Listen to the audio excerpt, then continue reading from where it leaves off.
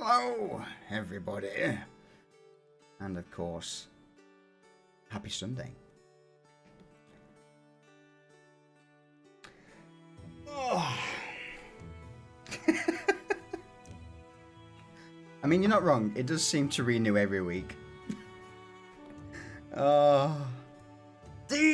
Thank you for those 54 months of beautiful tier 3 resubs. I appreciate it, mate. 54 months, fucking hell.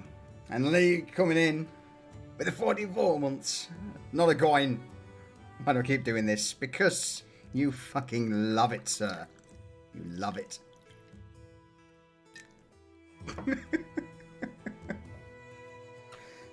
No, I'm not growing the hair out. I'm being lazy. That's what it is. Yeah, no, it's definitely not growing it out. It's just me being lazy and not shaving it. I was meant to.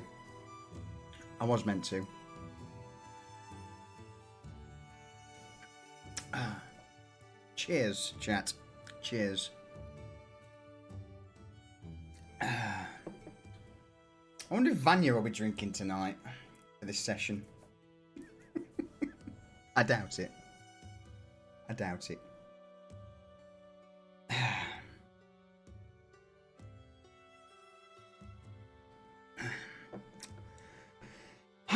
So, here we are again, episode 31 of Pariahs. Not a chance. Another Gear. 6 days maybe.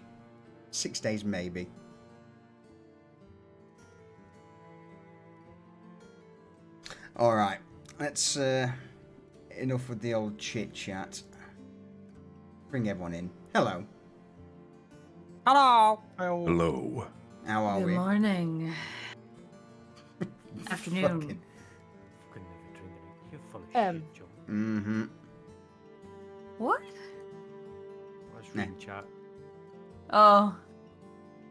Yeah, John's like, I'm never drinking for the next 6 months. 2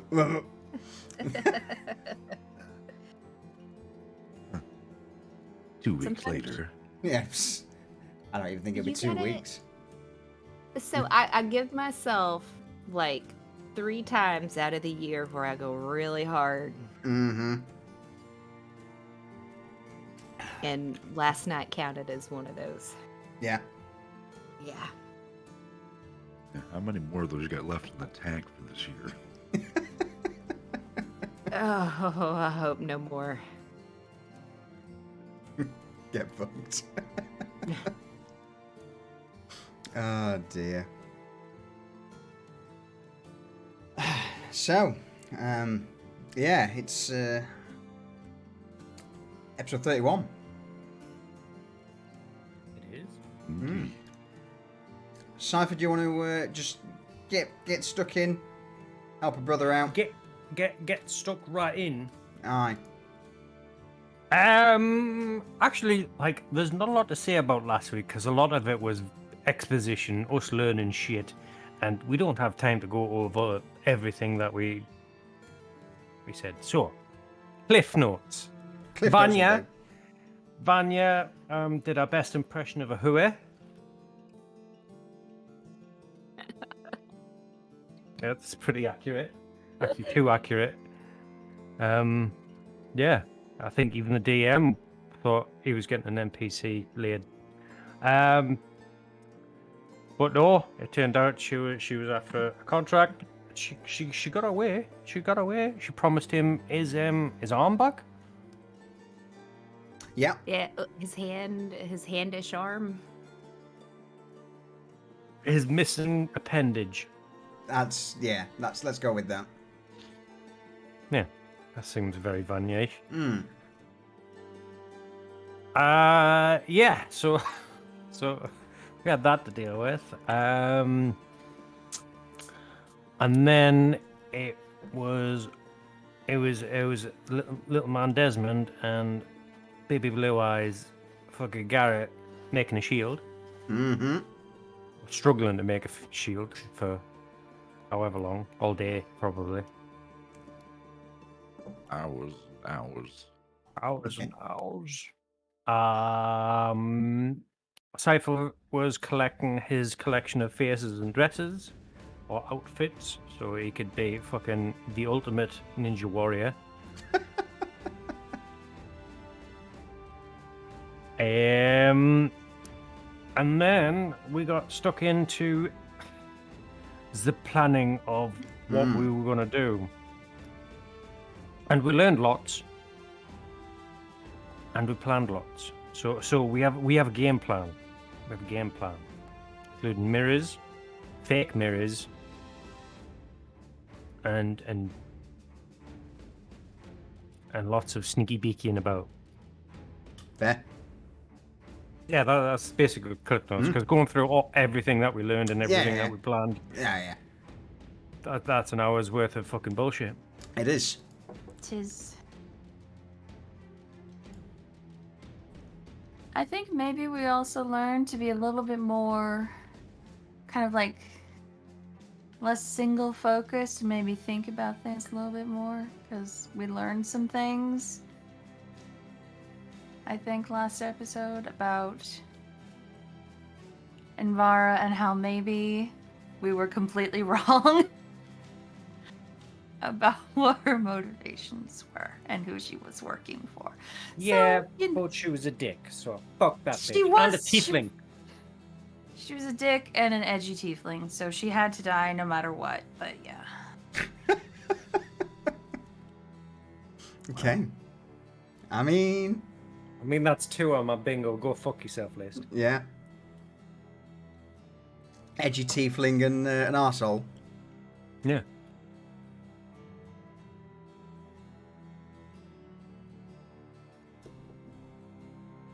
Yeah.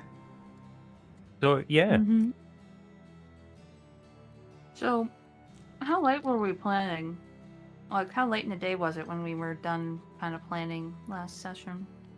it was I- afternoon going into evening, right? Yeah. It's sort of like the end of the last day of your long rest. Before we call that a day, could Reza go downstairs to the bar area and see if Thomas is around? The bar area. We told Thomas to stay away. Did we? Mhm. Oh, We fuck. did, Okay, so never mind. he wouldn't be associated with us. Retracted. This Yes. is why motherfuckers need to keep north. Listen, I am eating a fruit roll-up and I have to find my notebook. It wouldn't help me anyways. I killed some brain cells last night. Some.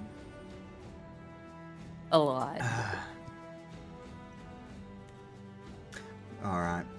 Just have to give me 2 seconds because Foundry shit itself for me.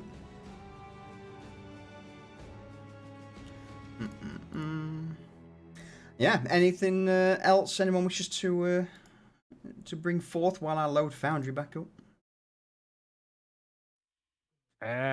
Just that it is the start of Operation fucking Espionage. Yeah? We need a better code name than that.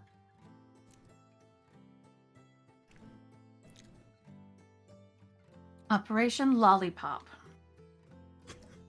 Where does the lollipop come into this? Yeah. Hey, Find Joe out. Mike. How you doing? How are you? Is there gonna be some sucking? Oh, Licking. for fuck's sake. That's just conflating with her vampire nature now. Yep. Yep.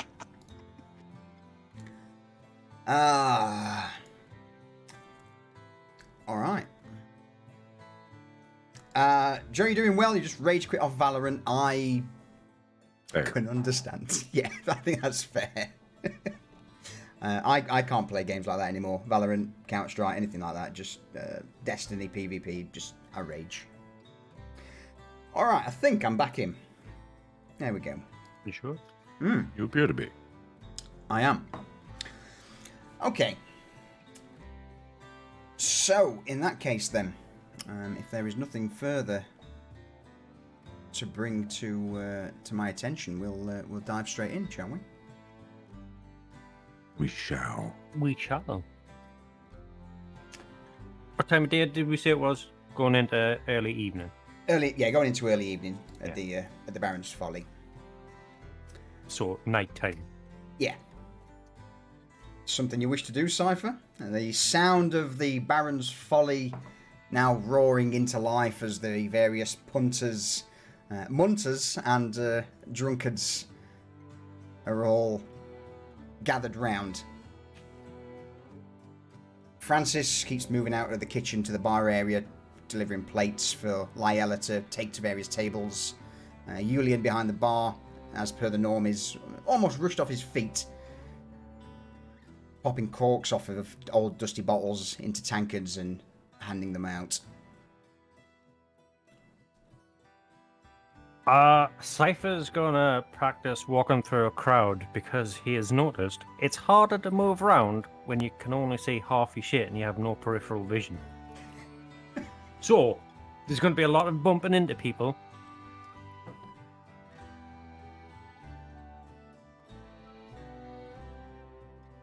And maybe some pickpocketing if I'm feeling jazzy. Oh shit! All right. So as you begin to roll me a performance check first. Performance. Yeah. Holy shit. Okay. Yeah, it's a charisma check. Yeah. As you begin to make your way, I guess you've come from upstairs. Yeah. You open the door at the far end of the room into the Baron's Folly. Again, see that the main hall is well and truly underway with merrymaking and drinking, and you begin to work your way through a few of the gathered groups. In spite of missing an eye, you kind of keep the wall to your left as much as you can, and just with an odd jostle of one bloke, you know, he turns around. Hey! How are you doing? I'm just bumping into someone. I'm bumping into someone like that. You bumped into me. Besides, I work here. What's your excuse? Yeah, I fucking work. Yeah, excuse. Hey, work. Yeah, that'll do. I'll have a drink. Hey, get me. He starts clicking his fingers towards you, Cypher. Get me a drink. Yeah, something strong. He reaches down towards his coin purse, drunkenly stumbles for a moment, holds up his pouch. His eyes for a moment start to go cross-eyed as he stares at this pouch in front of him. Thrust the pouch towards you, Cypher. Just take it out of there off the bar. Cypher just plucks it. Okay. Yeah, the drunkard just nods. Remember, strongest stuff behind the bar, yeah? Gotcha. Hey, Toxie, how you doing? Cypher goes, maneuvers behind Julian to where the drain off is that gets bottled up. No. Oh, no. What was that into a drink? Gives it a sniff. That'll do. How much is in this pouch? Roll me a D6. A D6. Roll me a D6.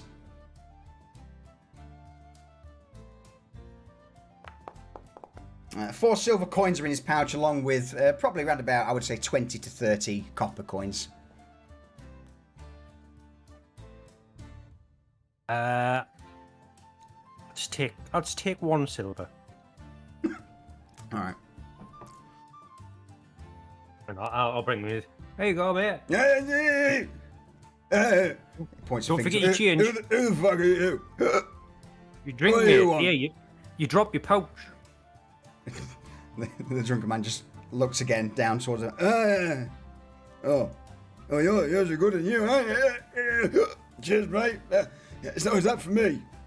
Yeah, you have that on the house. You fucking arsehole. The man takes the bottle, or well, takes the drink offered and his pouch back. Haphazardly tucks the pouch back into his pocket and just raises the bottle towards you. Hey, cheers. I don't feel too good. And at that, I'm going to go over to Julian and just slide the silver coin into his pocket. Alright. Julian just offers a single silent nod in response behind the bar and just pats you once on the shoulder, Cypher.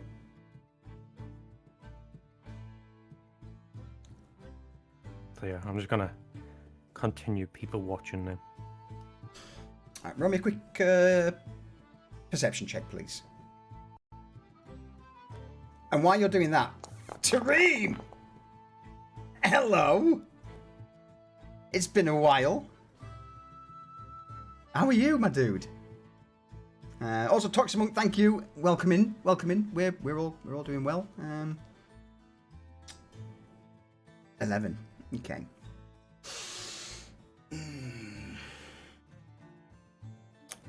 Is there anything particular even that you're looking for, or is it just a case of anything catch your eye? Anybody that's just different, or not like the usual shite bags that are kicking about. Anybody new or interesting or unusual? You know what? Yeah, there is. Just off towards the, I would say the back right corner. So the table where you normally, you lot tend to congregate for your quieter discussions at the back of the folly. There are a group of typical ruffians who are sat around having a drink, but on the lap of one of them is quite a lithe woman. Reddy brown hair, but she has a mask over her eyes and nose. Similar to the sort of porcelain masks of an entertainer, an acrobat. And while the rest of the troupe that she's with are enjoying their drinks, she catches your eye staring straight back towards you. And you just see for a brief moment the corner of her lip upturn in a slight smirk. Where's everybody else when this is going on? Reza would have gone down to her usual table in the bar.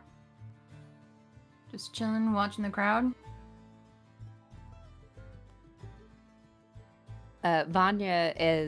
She's down in the tavern too, and she's kind of feeling herself, I mean, like, not well. Okay. Hold on. Let me elaborate on that. I paused too soon. Hold on. Let me continue. She's got that new power glow, right? And she's just kind of, she's just feeling good. So she's just kind of off, just kind of, she's touching things like tables and stuff because like the sensation feels good, and she's kind of dancing to her own music in her head. Just being weird. Alright, Sever's gonna come up behind Therese and just like put his head on her shoulder and go, I think I found something fun. Mm-hmm. What is it? He puts his arm round and just tilts a chin so her head's facing the woman.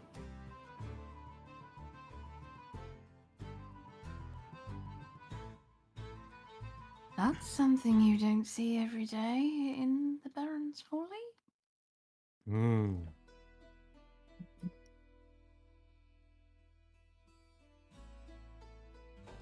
What do you want to do? I don't know. You want to go say hi? Kind of scared to go say on my own. She kind of scares me, but I like it. I'll come with you. Okay.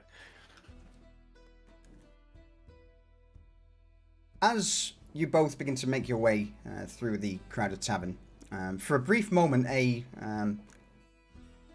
somewhat short blonde woman stops you both. You just hear this this almost cat call behind you. Hey, you there? Have you got a minute? Yes. Oh, good. It's your lucky day. It's your lucky day. With 2 large bottles in hand, she begins to swill from them, and she wraps her arm over your shoulder, Cypher, and then leans to the side to look at Reza as well. I feel like you're gonna win big tonight.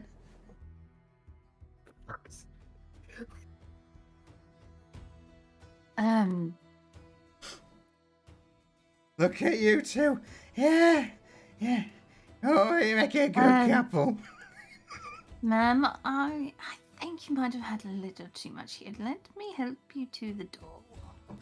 The door here. Yeah, well. Name's Sarah. Yeah, pleasure. Who are you? You bastards.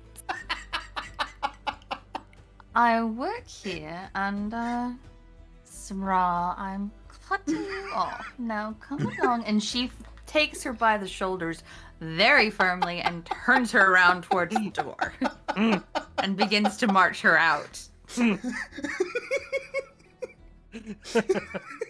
You're right there, Lee. I just took a mouthful.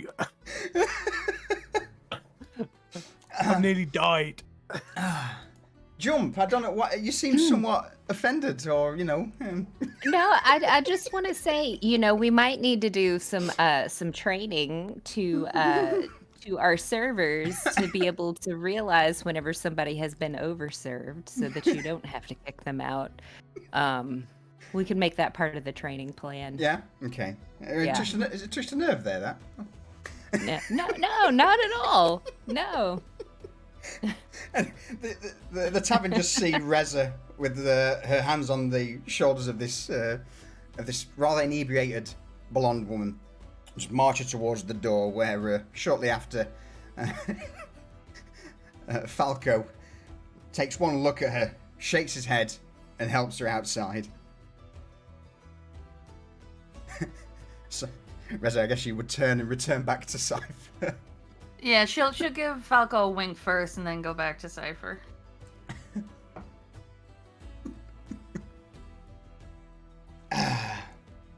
Was she right, though? Did anybody win big? Don't know, we'll find out, won't we? Ma'am, this is not a gambling establishment.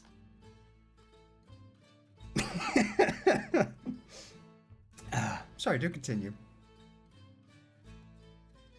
I've had my fun at Jump's expense.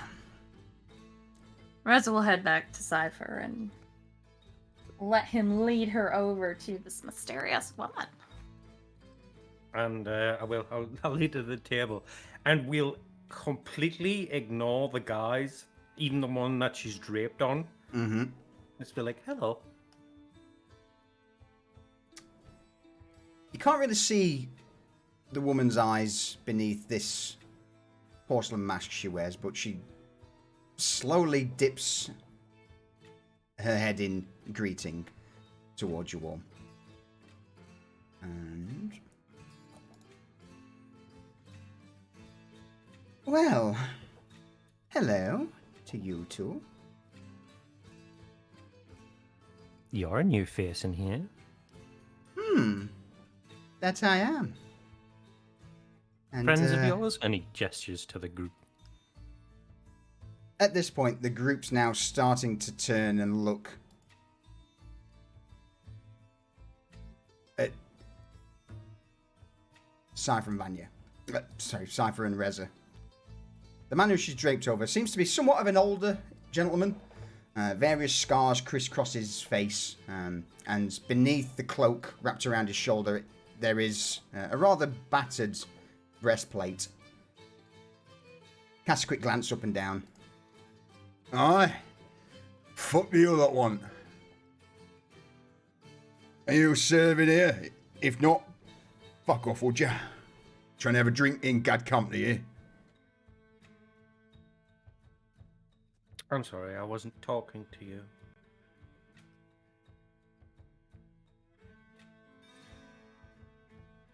Cypher just looks at him with his one beady eye.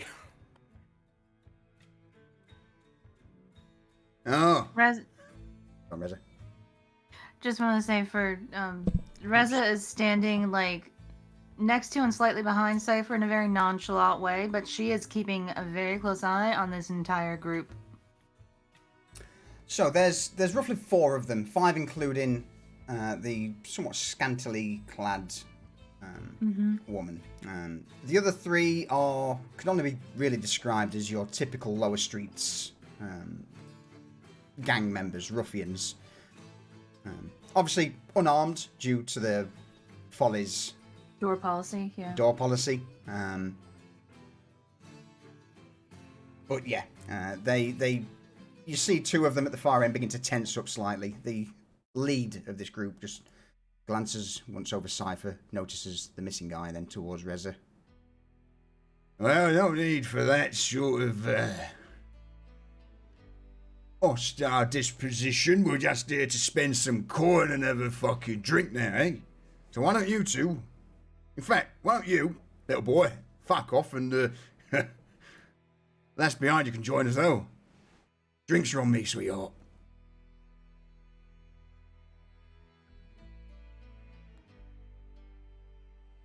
I mean, why would I want to leave? I've got my friends, and he gestures to the shadows where there's a pair of blue, gleaming eyes, staring daggers. Roll me an intimidation check. Intimidation. Ooh.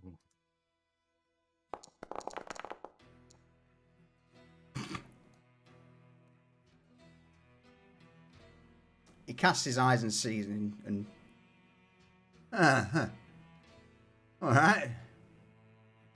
Maybe there's a bit more than meets the meets the eye with you. And as he does this, Reza will also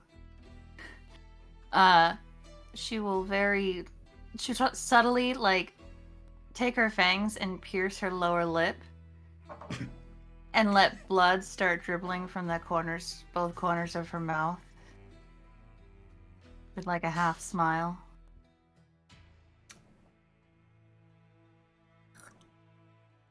as you do that, immediately 2 gloved hands clap over the eyes of this gang leader, this ruffian. Darling, you don't need to see that. I dare say that you have seen all you need to. Come now. Why don't you go away and take the rest of them with you, and I will stay. I think there's some merit in a little chat with these fine folks.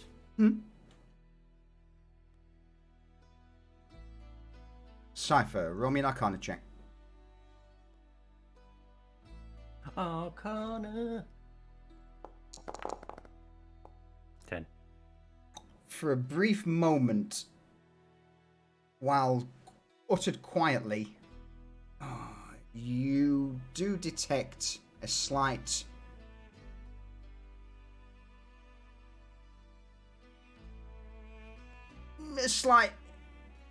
ripple of magical energies.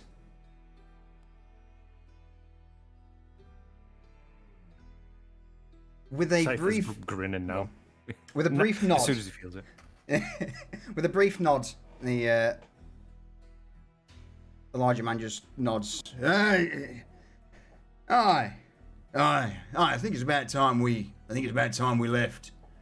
Yeah, I think it's about time we left. Yeah. All right, lads. Come on, we're done here. Let's just, let's just fuck off. Don't want to stay here anymore anyway. Hey, oh, shite. Come on. The other 3 companions look at each other. They've got their drinks in their hands. Hey, What do you mean we leave it? You're not even finished the first drink yet, boss. Hey, you, fuck. Put it down. Hey, you shite. Come on. Fuck this place. Yeah. The lithe woman slips off of the man's lap as he gets up, grabbing one of his companions by the arm. The 3 or 4 of them, for that matter, begin to make their way towards the exit of the Baron's Folly.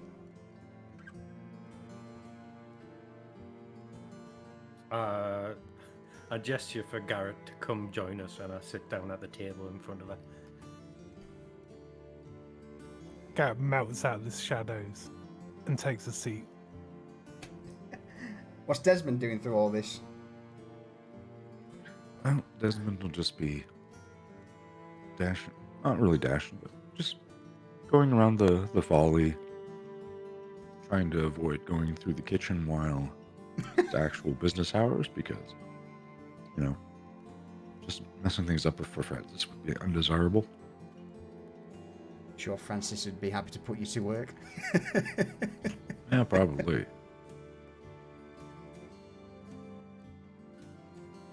All right, sorry, yeah. No, he'd probably be in a position where he could, like, be called to if needed, but he's not a particularly observant person, so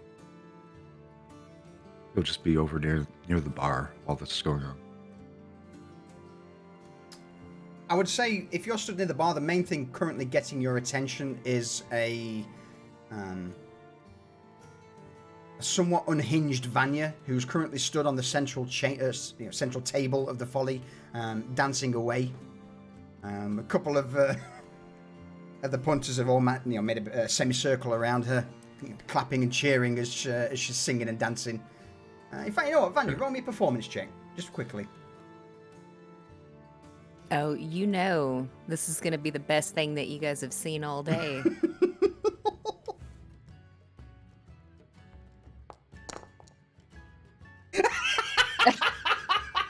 You knew that was gonna happen. You knew it. Did you rig that? It is the best thing we have seen all day. I'm a bot. I'm not supposed to fail. All right, Vanya. What is this greatest thing we've ever seen? She, you know, what she thinks that she's seeing is just these fluid, just kind of, you know, like snake-like movements that she's doing. But what they really see is it's very awkward and jerky and kind of violent moving. So you know, look like you're having a seizure. Yeah, basically. And because, you know, she thinks like she's like, you know, licking her lips and being all like sexy and stuff, but it just kind of looks like her tongue's hanging out while the seizure's happening. And and she's occasionally trying to like touch people's hair and stuff, but like since it's all like some of them are matted, she's getting her fingers caught in them, and it's a disaster.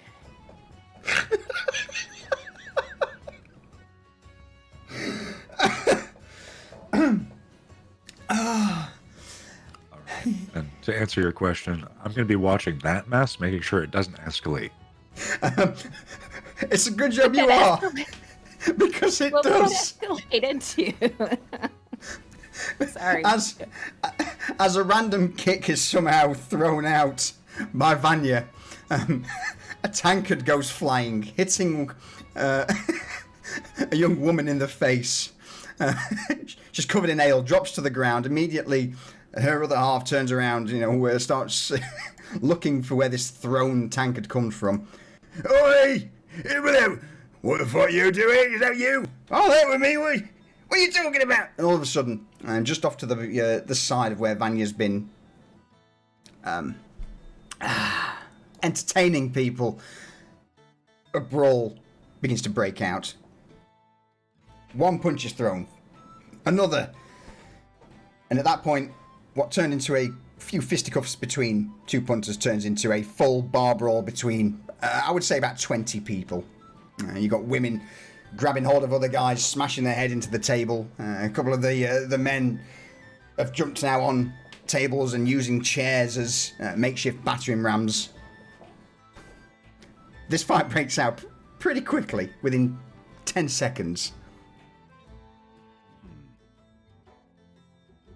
Well, then Desmond is going to try to manage this in the only way that he knows how. Can't remember. I don't think Falco's around. Yeah, Falco is. He's on the... Well, he was currently escorting someone outside. You should have a shadow, though.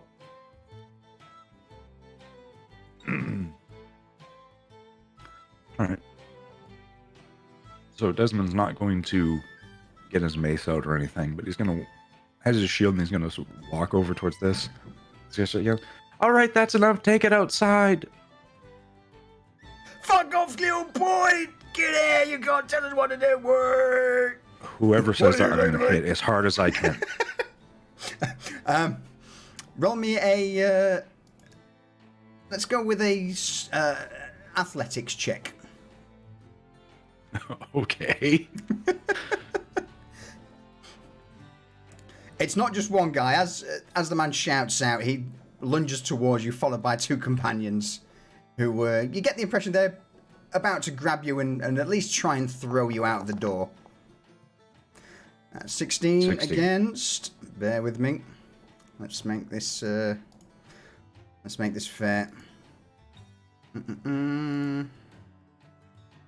No, I don't want to do that with the public roll. Oh yeah, okay. You got three guys coming towards you. Hands grabbing as if trying to grab hold of you to throw you out. What do you do? When they grab onto me, I am going to bring my shield down on top of their arms and try to just drag them to the floor.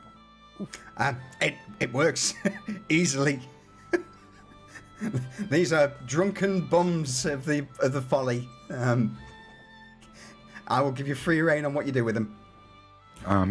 Desmond's going to grab one and just right by whatever's available, like hair, jacket, anything, and just start dragging them out physically. That's my beard, you bastard! That's my fucking beard! Oh. That, ruthlessly, they are going directly out. I've been growing this thing for months. Stop pulling it. Oh.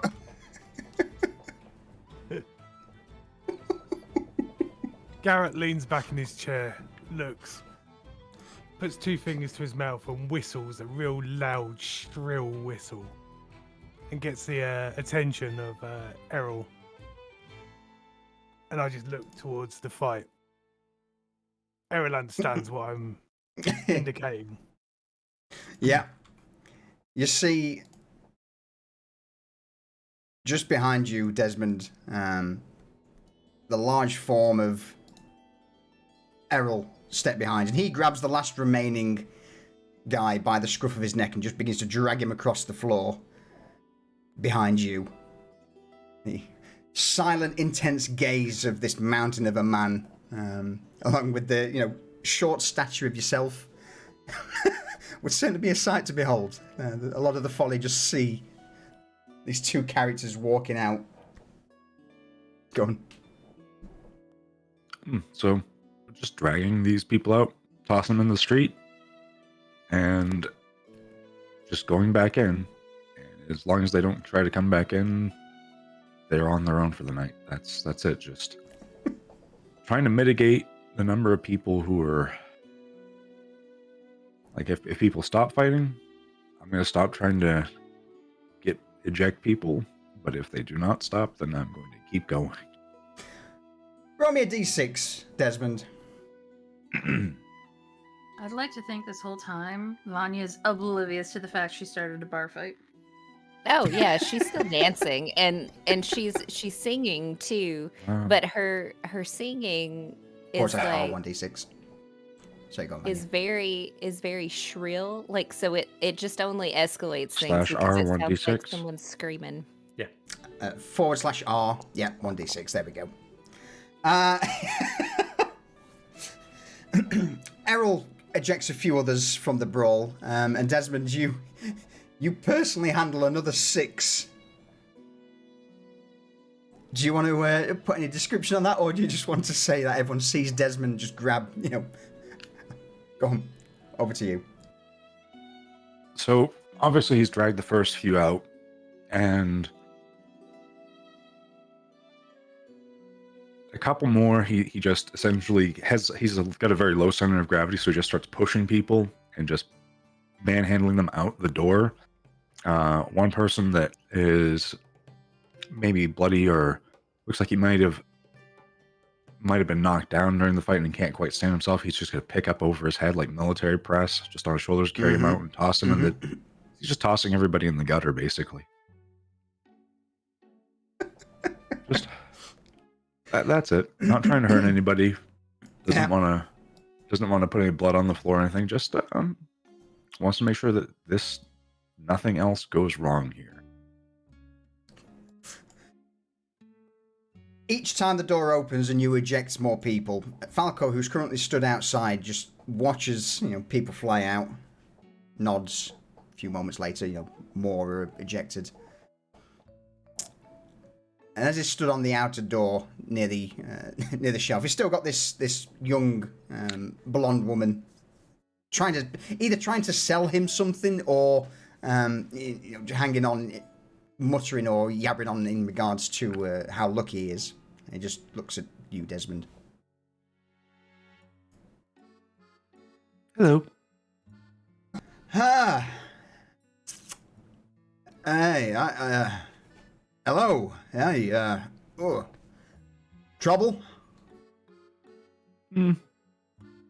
Nothing we can't handle. I'll just get the rest out, and then I think it will be just fine. All right. Good. I guess I'll just carry on. Oh yes. And Desmond's gonna go back in, and if it's just like we've already removed a lunch bunch of the people. Yeah. So Desmond, in the loudest voice he can, is, "If you want to drink and eat, you can stay. And if you want to fight, you can get the fuck out."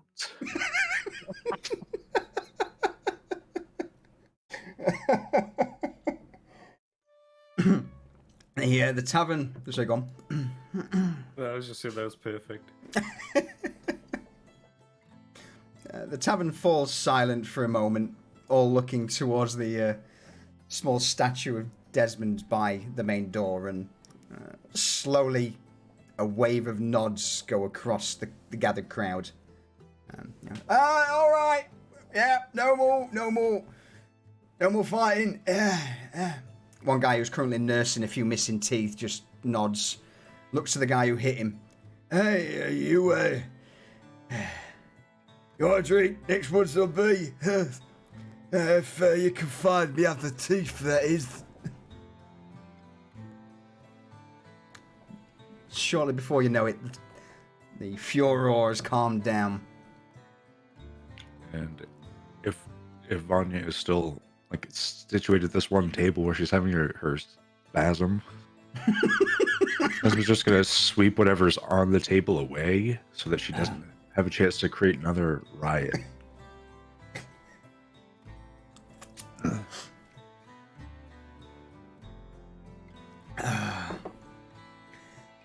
And that's all he's doing during this.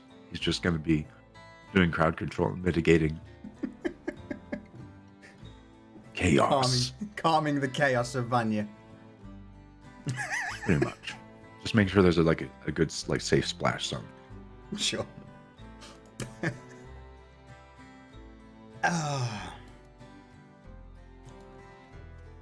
Meanwhile, back over in the corner table. Well, that was something different. We do like things a little bit different around here. So Makes it I see. interesting. Well, I'm glad to hear. Valentina, a pleasure to make all of your acquaintances, and I guess that I am in the presence of the establishment's owners. Hmm? You'd be correct. You would. Thought as much. Ah. After our attention, were you? Well, you have to scope out potential employers before you get a feel for the establishment, who owns, who runs, and how it does.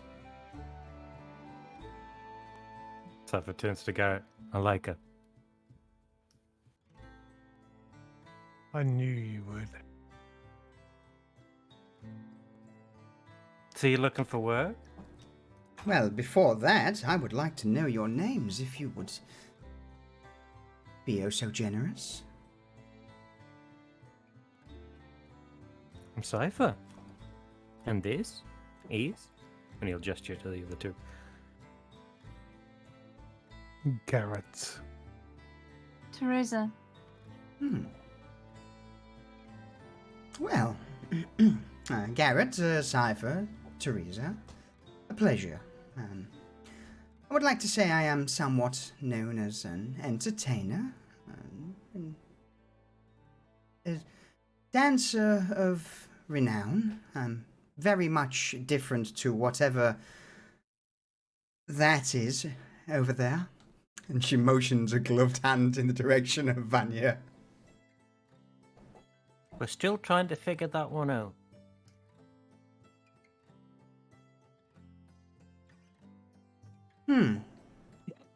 Though, considering the fact that she hasn't been dragged down from the table and ejected, also suggests that perhaps she is of some import here?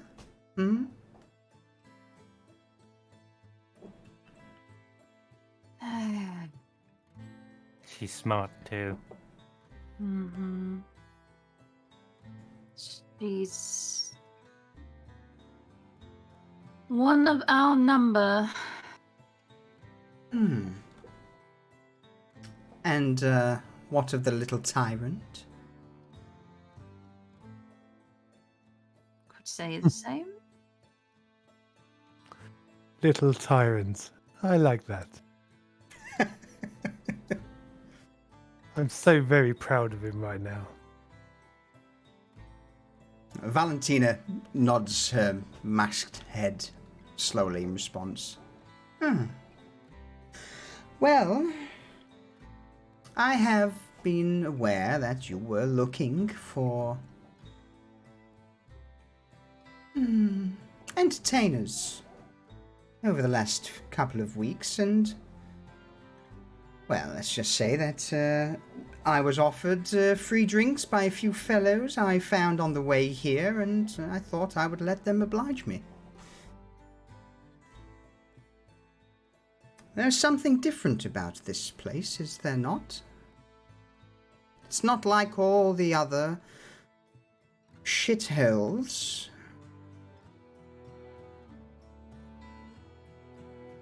I like to Well. think not. Well, you tell us.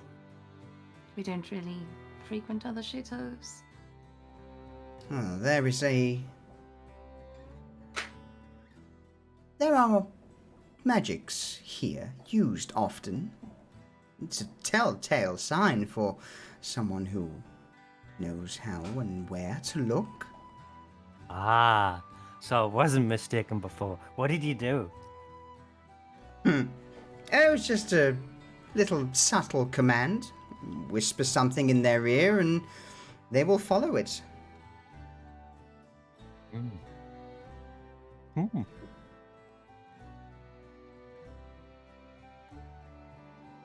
Reza will he- press to. Go ahead. Oh, cool. Oh, go on.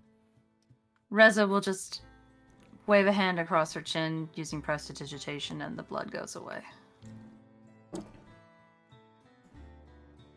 So, She leans forward, intertwining her fingers as she rests her chin. Glances over to Reza. You're brave, or stupid. Showing something like that to a group of miscreants who may go and blab. Like something like what? I am observant. I saw, and I would be happy to keep my mouth shut if you all would provide shelter and accommodations. In return, I will work where I can with what I do. And what I do, well, I will leave that to your imaginations.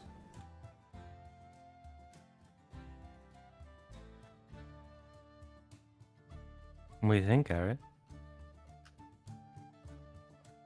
I think she's alluding to more than dancing. Am I correct? You, Mr. Garrett, would certainly be correct. I have other talents that could be put to use for, let's just say, a nice, quiet life away from, say, further in the city.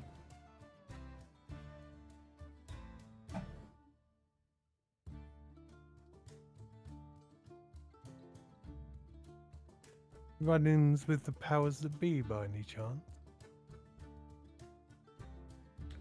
Whilst I appreciate your concern for me, I don't think that we're that close yet, unless, of course, you... And she covers her mouth with a hand, with a somewhat gesture of shyness. Unless you're asking me back to your chambers to apply whatever secrets you will out of me. My dear, you're far too young for me.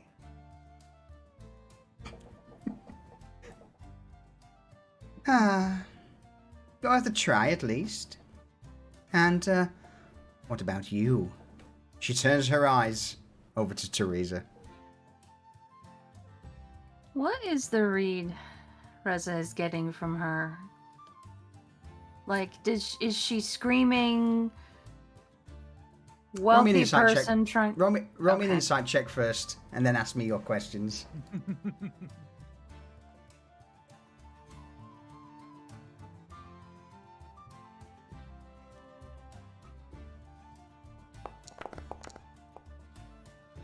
$15. All right, ask away. I'll answer what I can to a reasonable degree. So is she? She's clearly not worried about getting caught using magic. Reza's getting that vibe from her. Mm-hmm.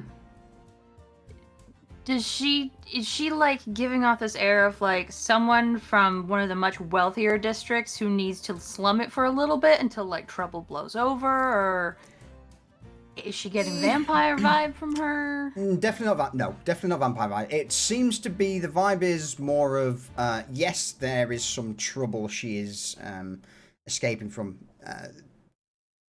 Her attire, whilst somewhat scantily clad, does not fit in lower streets. She's definitely more akin to more upmarket districts of the city. Gotcha. But not that she definitely doesn't give off the air of being nobility. If anything, it seems to be more of a darker underground undertone. Gotcha. Okay. So Rosa just kind of meets her gaze for a little while, not being hostile at all, just kind of like thinking. You know, I say, since we're all becoming great friends here, I should tell you that there's definitely, well, how do I phrase this, Garrett? There's, an any hot water you might be attempting to avoid may be closer here than you think. Ha! You're talking about Mr. Inquisitor, the armored behemoth of a man who's throwing his weight around lower streets and the Piker district, and, well, if I dare say now, he's probably gone far north into the Polter district. Very well informed, Dancer. Valentina slowly nods. Well, you don't get far in my line of work if you aren't observant.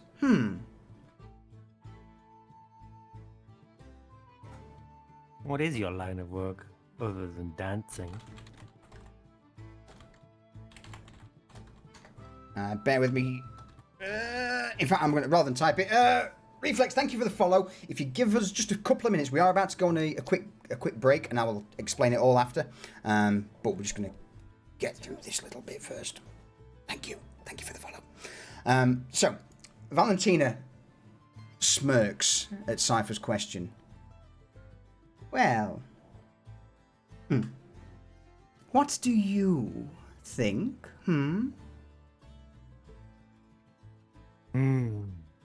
If you give me the answer, I will tell you whether it is true or false. Well, with skills like yours, information gathering.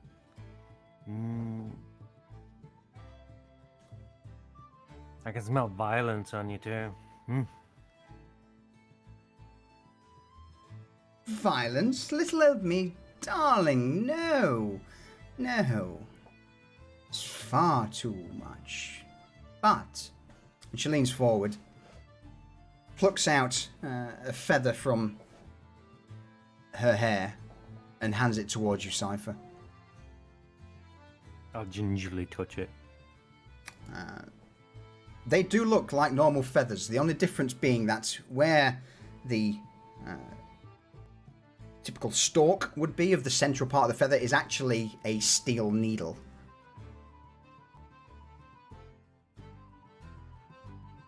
I'm going to smell it to see if I can smell like any poisons or anything on it. At the moment, no. It's definitely got a somewhat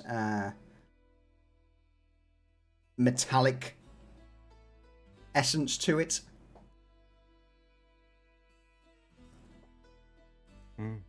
Reza, you would know that smell. A what? You would know this. It smells like blood, like, you know. Oh yeah, I was. Properly smell of blood. Yeah. Reza kind of just like does a little bit of an inhale and says, "What an interesting bouquet." Thank you. So, I understand it's unusual, and perhaps there are not exactly things that you could trust me with, but let us just say that I am at the end of my rope. I have little more. You have me at a disadvantage. So, the employment opportunity would be appreciated. Why here?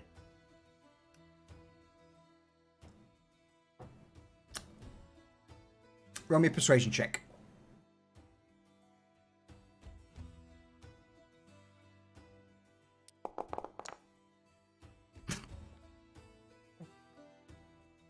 Well, pretty simple, really. You hear tales of Mr. Mason originally owning this place, and then another tavern is put to the sword. An entire gang goes missing.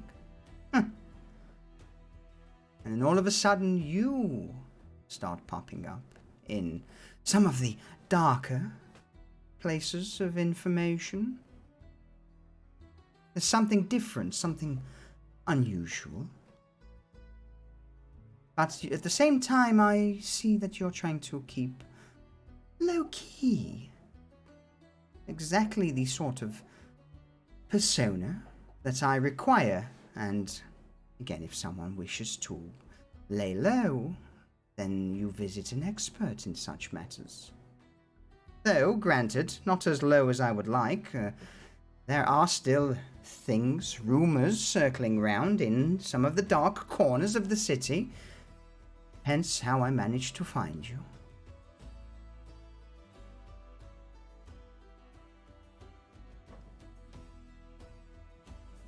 Interesting. In my experience, no one is truly invisible, even when they want to be. But not making waves and keeping the people around you safe is the cornerstone of our endeavours here. And I can appreciate that. So, very quickly, while this conversation has been going on, a fair few minutes at this point, Vanya, Desmond, anything you two want to do? In fact, before we do that, shall we call a quick BRB, a quick break? Quick refill the clock. Yeah, I need to pee. Yeah. Yeah, let's throw up the BRB. Oh, all right. Before I dash off to refill the old rum. Reflex. Thank you once again for the follow. I appreciate it. And Lil Twinkle 19 also. Thank you very much. Welcome in.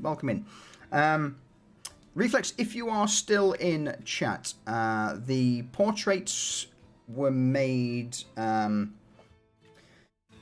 there's a website called D/ID or DI/D, and they will animate a portrait basically. So it's one of those things where you can basically throw yourself a picture or a portrait that you like, type up some random babble, and it will create a talking animated portrait. AI stuff, again, the whole AI art thing is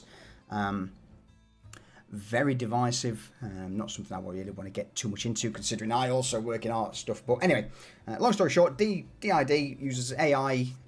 It's an AI picture generation program, and then from there, it was a lot of editing in After Effects to seamlessly loop them, as well as then get the still images for when they're not talking.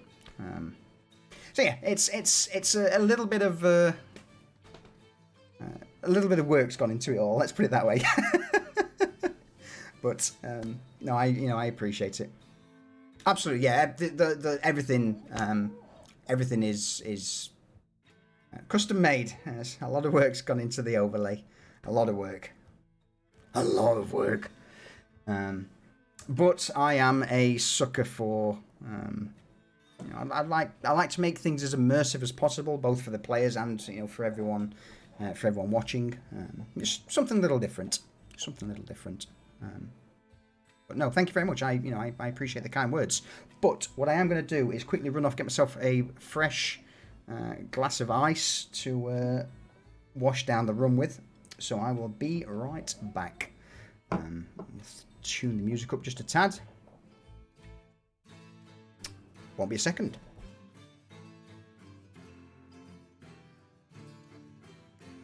I'm back. Welcome back.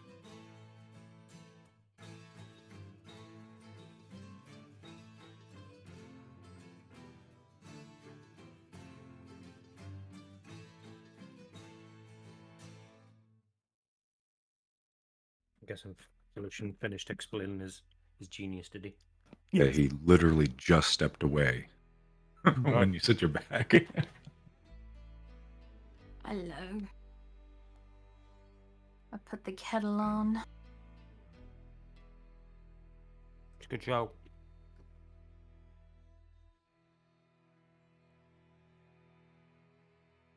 Back. Welcome back. How are you doing?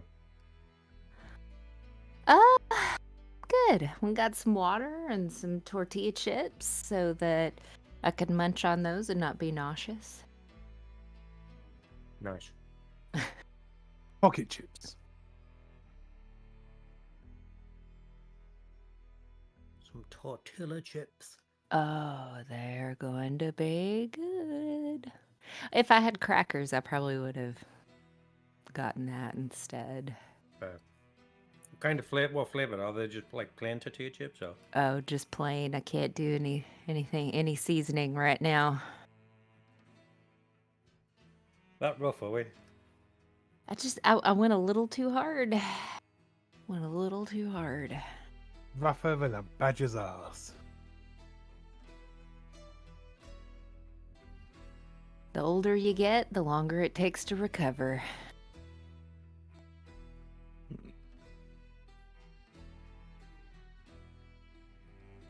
Steady on, Jump. Grandma. I was about to say, jump. You're preaching to the choir here. You are preaching to wait. the choir. You're not old until you wake up one morning and you've blown your knee out so bad you can't walk from sleeping. No, I have twisted my ankle while sleeping. I just kind of slurred that. I'm not even drunk. And yeah, well, look. I mean, I might still be drunk from last night. This is the thing with me. I'm gonna do it right. In fact, you can probably. I'm gonna embarrass myself on stream. Sorry, I don't care. Look at that. Look at that. Where's the hair going? It's like a barren wasteland.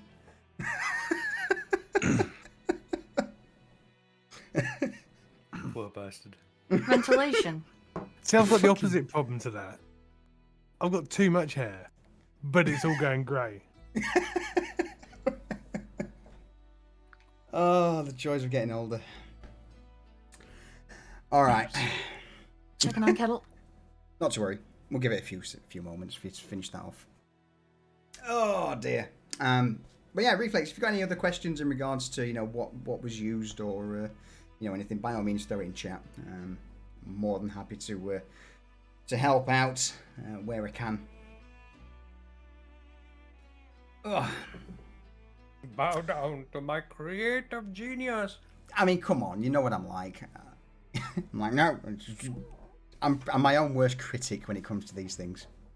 You are. Or you have an idea and you'd be like, wouldn't it be cool if? Yeah. Yeah, it would. You'd also take you a week. But okay. Yeah. I also know I forgot one other thing that I should have done for this session, but we'll have a talk. We'll do it later, Lee. We'll do it later. I promise. It's been a busy week. It has. Yeah. It has. All right. I may have to throw on the actual headset rather than use the earbuds because this thing's beeping at me saying low battery. Get it on. I think I need a new pair. I had these 3 years? Yeah. All right. Let's get rid of the burb.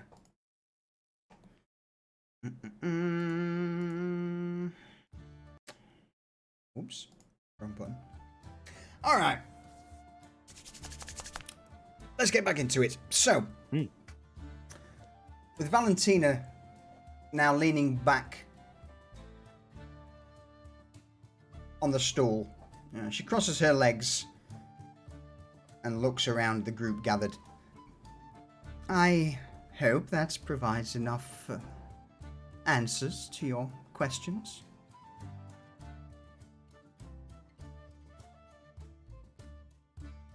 I think we can come to an arrangement, right?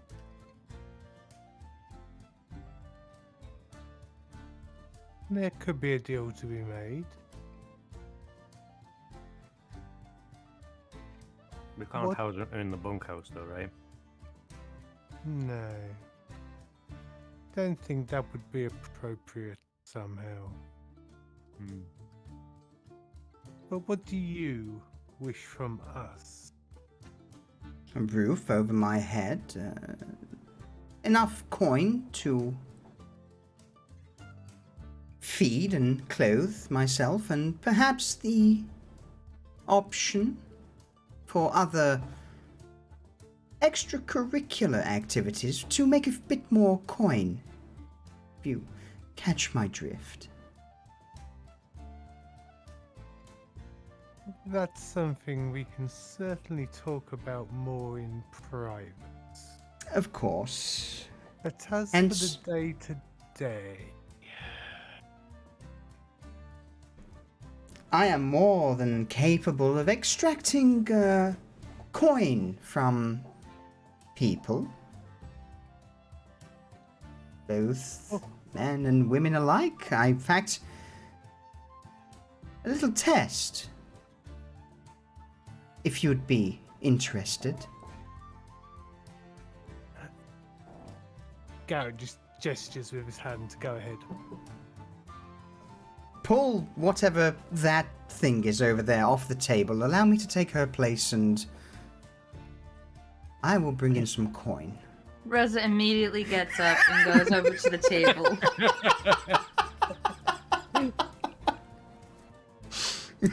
Grabs Vanya by the waist and throws her over her shoulder. Vanya at this point has like, you know, wanted to keep dancing, but has also like burned a lot of energy, and so she's hungry, so she's eating and dancing at the same time. Rose, No, come on. And she drags her back to the table where they're talking with this woman and like plops her down in a chair and says, "Sit, eat, good girl," and pats her head.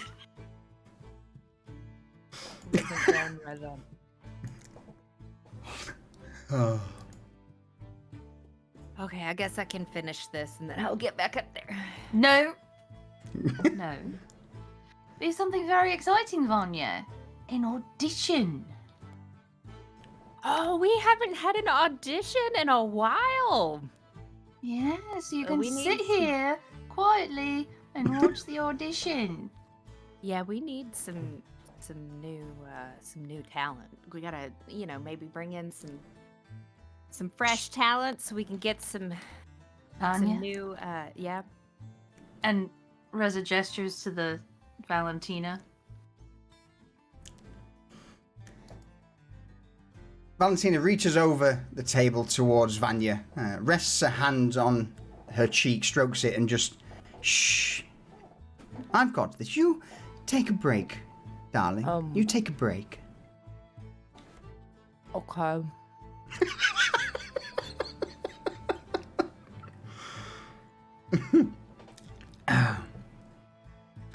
So, with that, Valentina slinks away from the table at the back of the room, taking Vanya's position on one of the central tables of the tavern. And from there, do you know what? Let's do this. Let's do this properly, shall we? You gonna act Don't- out? No, I'm gonna roll for it. Don't fuck me now, Valentina.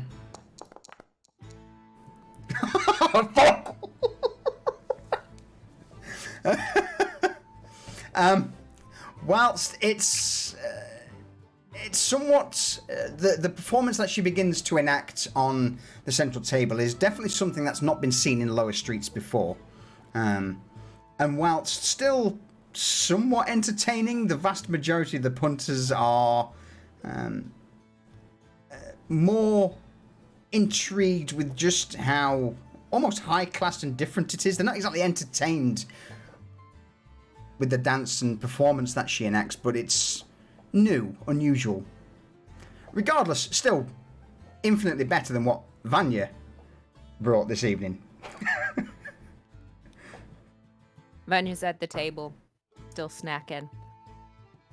I was doing way better than that. You knew you I started don't- the fight, right? No, I didn't. I mean, were they fighting over, like, you know, who could get front row seating to watch me? No, no. Here, have another cracker. Oh, Desmond over there had to Oh, clean no up your problem. mess. I didn't start a fight. Did I? Well, the massive brawl in the center of the bar may have been somewhat of a giveaway. I didn't see. That's because you dance with your eyes closed. I did, and I heard noises, but I thought people were just cheering for me. Vanya, you're going to be far too busy for dancing in here. We might as well leave it to others. You have your studies and your other engagements. You're right. I guess she could. She's good enough that, you know, whenever I'm not dancing, she could, you know, sit in for me. So, where's Desmond? Hello. So, as we're all here together now, the lady dancing over there is looking for work. She wishes a place to stay and some money in her pockets. She may have more skills and be useful to us in other ways in the future, but has anyone got any issues with us bringing somebody into the folly? I don't want to give her full access to all of the rooms above and below, but Well, could she not stay in the bunkhouse? with Krieger. Fair. I was literally about to say the same thing.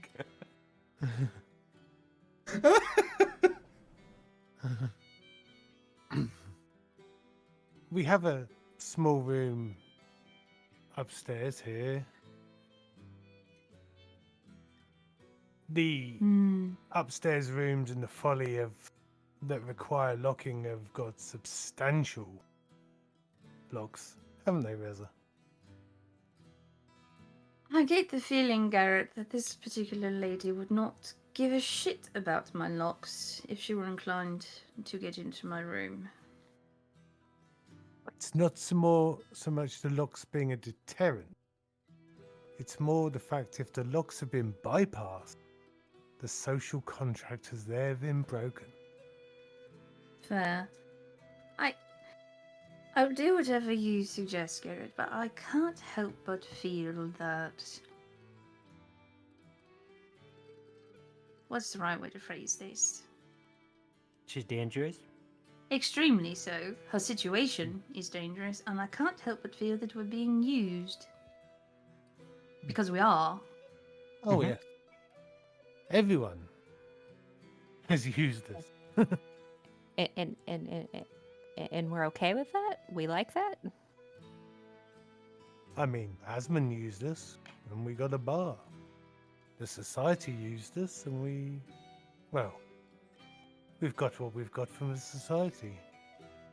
As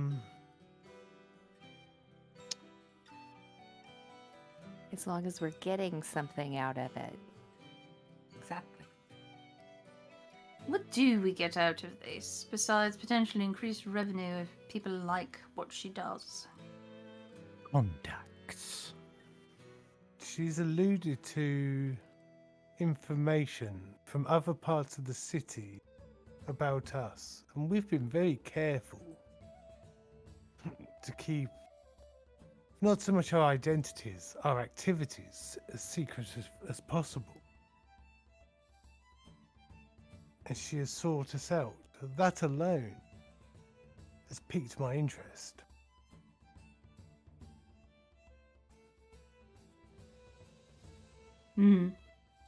Also a fair point. But on the other hand, I'm not quick to trust, and all respect will have to be earned. And with our current situation with the armored gentleman, I do worry about bringing outsiders in. Perhaps a test. help. Hmm. I mean, the people that she got the information from, they can get information out, right? Mm-hmm. Rumors. You mean use her to help us in with Hmm. our current plan? I mean, if she can get information, she can give information, right? Yes, yes. How very devious of you. I like it.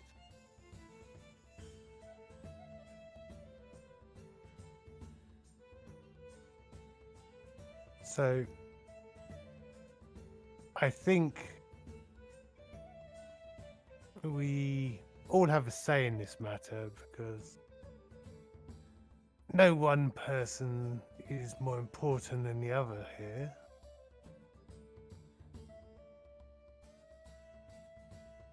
We're A not. I simple- mean, we're not. A simple yay or nay to give her a trial. Are we Garrett? Are we Garrett?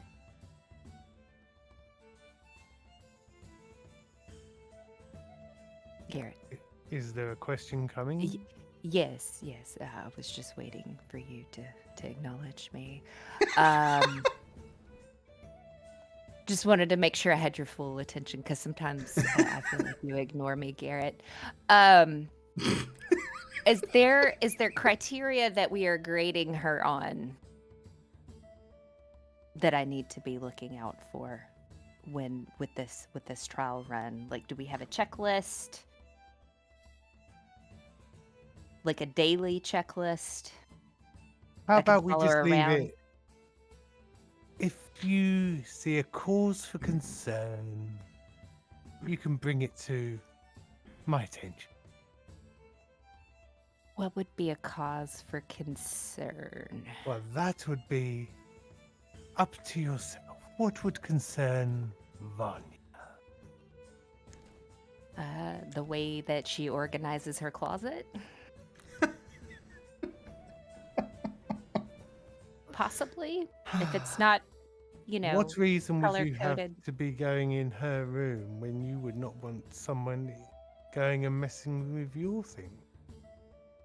Well, I didn't know if that was part of the checklist.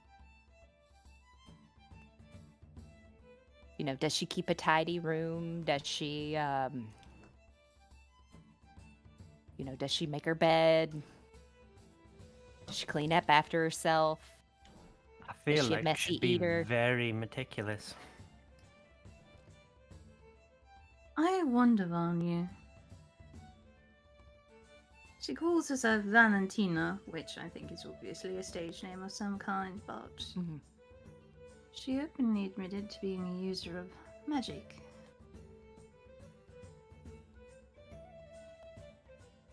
Perhaps she is somebody you know from your former life. She's gonna peer at her really, really hard. See if Roll she me an can make a investigation face out. check.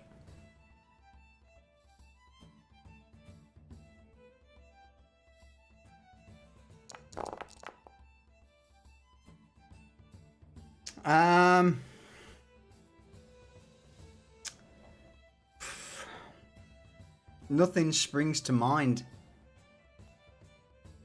Again, you don't. Her features are masked by the porcelain faceplate. And Vanya, you're aware that people can look, or at least people from your background could look and change whoever who they are, look to be however they like.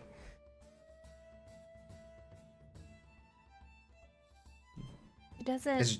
There's a chance, doesn't- but you don't know for certain. She doesn't look familiar, but that doesn't. People can change. They can put makeup on, and overdo it and look different. And I mean, but I can ask questions. Get to know her. Perhaps she could be your new project.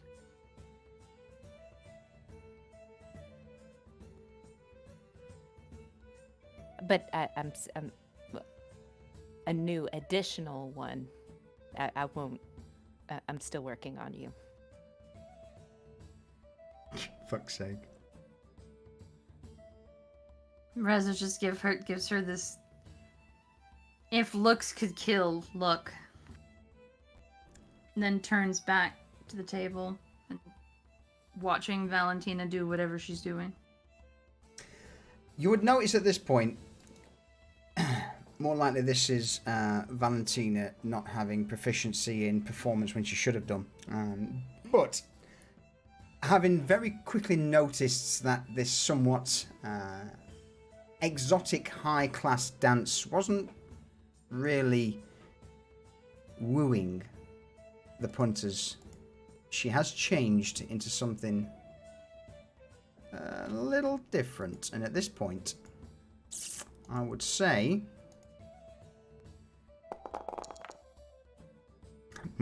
much better.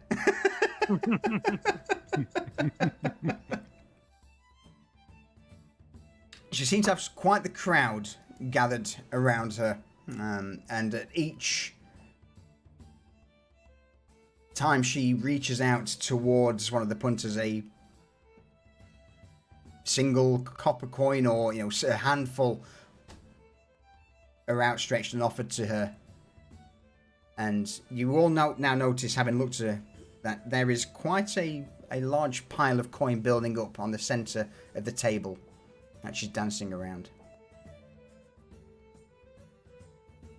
Can Vanya tell, like, is she using magic or some kind of magical influence to do that? Roll me an Arcana check.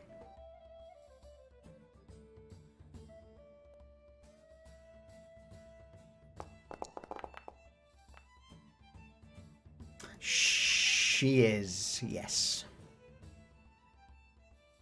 There is a very faint trace of arcane energies. And as you dial in on this, Vanya, you notice that as she's dancing, her lips are moving ever so slightly, as if she's concentrating and continually casting a spell. So Vanya's gonna say, well, I didn't have to use magic to draw my crowd. Maybe you should have.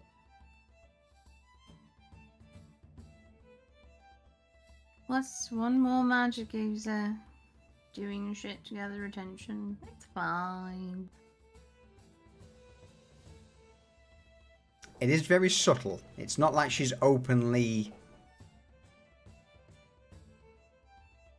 casting magic. That's, it's a very covert affair.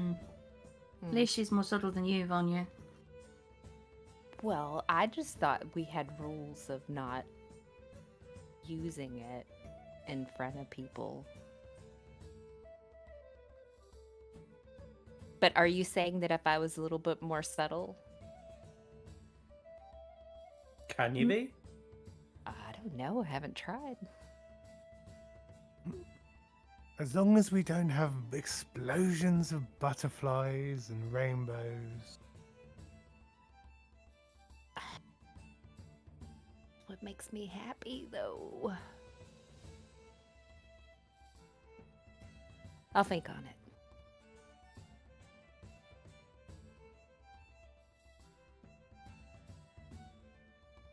So, opinions? It's a yay from me. I'm in.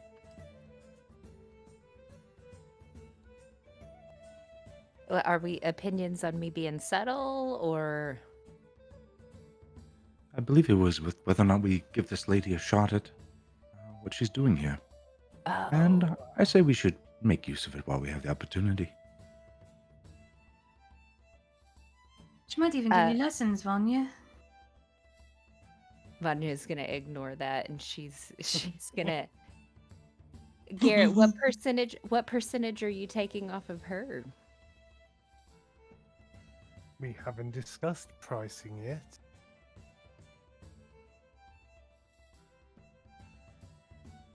Is But it, as like she's all an employee rather than a partner,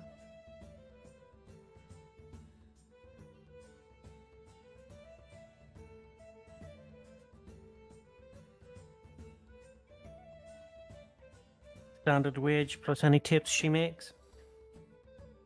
room and board, and all tips are hers. Are we not concerned with like her influencing and then all of the money is going to her and There nobody is- can buy the There is drinks? quite a pile of money building up on the centre of the table. Maybe we curb her use just a touch. Mm-hmm.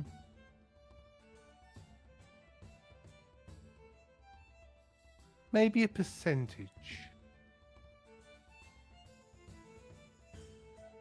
Can I just quickly pause there? I like how it's turned from, tavern into basically pimp RP. No. I'm joking. No. I think it's something completely different. But See, Garrett says no. Get Desmond a little pimp suit and cane. yes. Pimp suit and thwacking cane. Because if someone needs a backhander, Desmond's going to be the one to give it. Take someone's head off. Okay, this is taking a turn.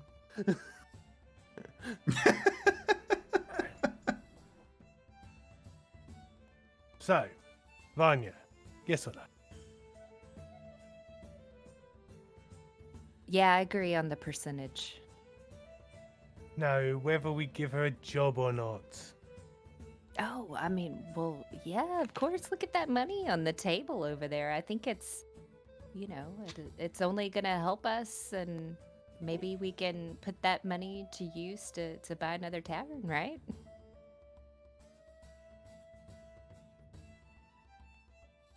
We don't own this one yet.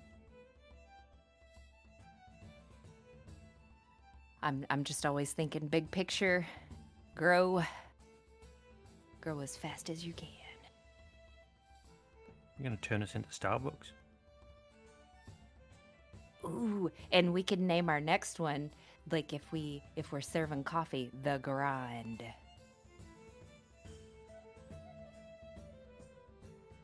I believe it's pronounced grande.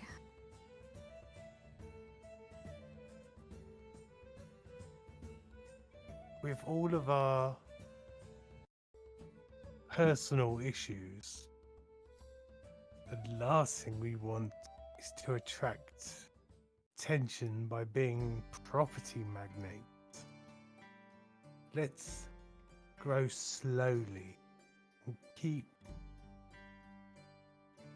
outside eyes from looking too deeply into our affairs.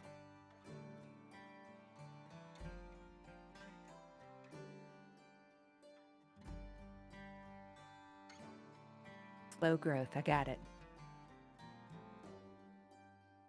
Last thing we want is to get rid of this Inquisitor and then 5 minutes later, someone else being sent to look into our affairs.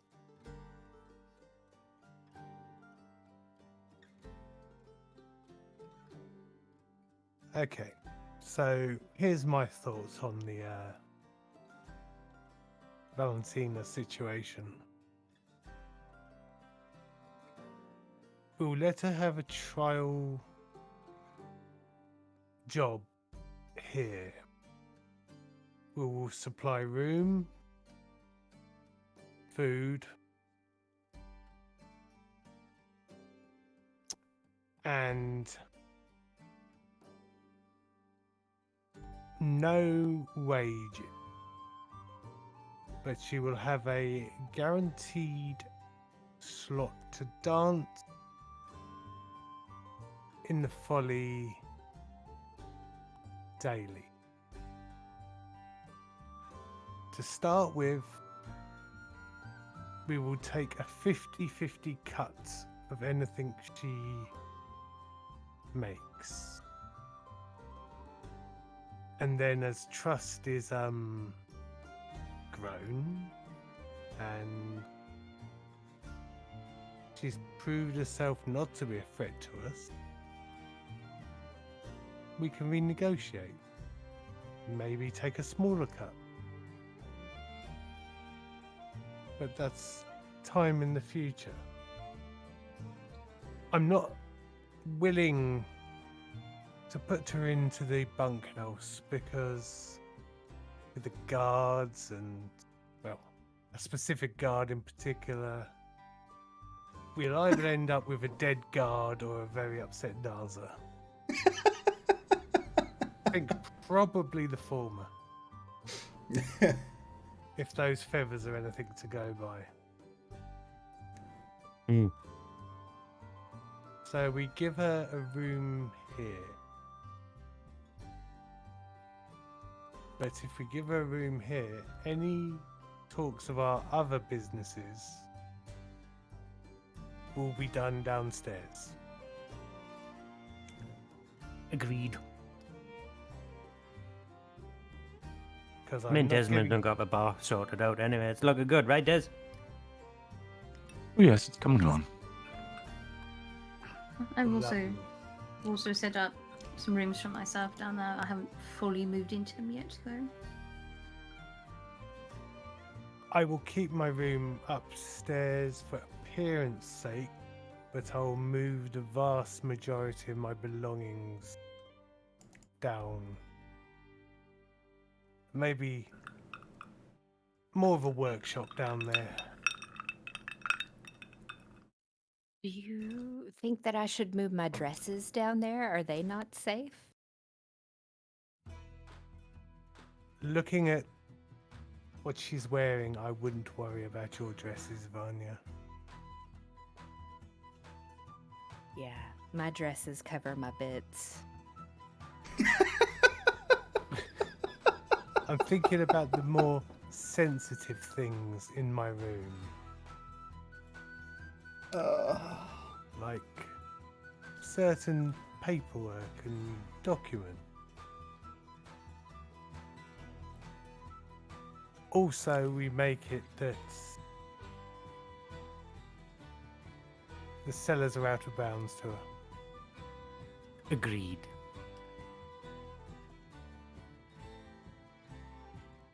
So, though, if we say that, won't she naturally just be like, ooh, I want to get into them even more now that you've told me they're out of bounds?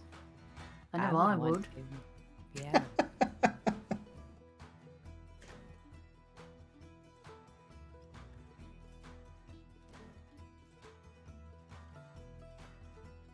Well, we just tell her that the kitchen's of Francis's domain and he would rather she not go in there. He is a natural deterrent. Exactly. I like that much better.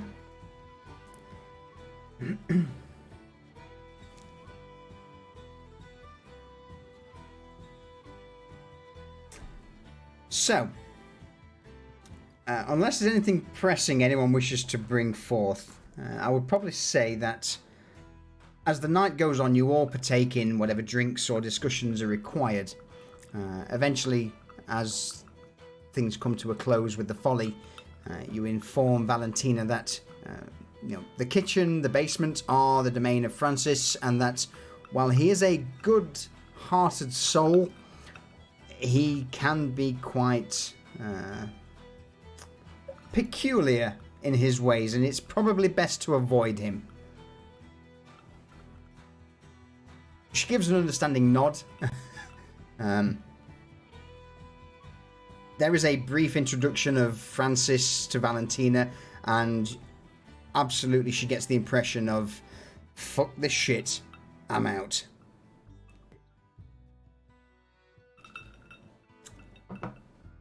which brings a close to the 3-day long rest. If you're all good with that. Yeah. Yeah. Grand. Yup. All right. The following day, as morn breaks over Nova Stoya, you all begin to find yourself in the... oops, the music's a bit too loud. You all find yourselves eventually making your way into Garrett's room to discuss the future, the plan, and what's about to occur with the district governing office. We totally screwed you up there, didn't we? Shouldn't we be in the basement? Yeah. Are you going to the basement? All right, in that case then, To hold the basement. to the basement. To the basement. Everything. Because we said we wouldn't discuss things upstairs You're right. until we knew if we could trust her or not. Yep.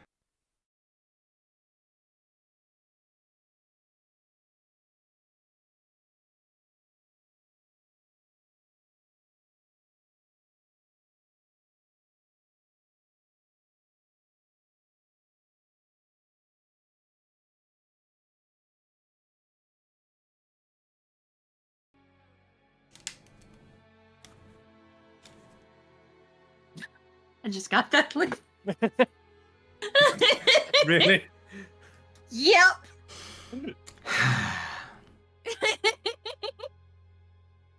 So, as I was saying, fucking things.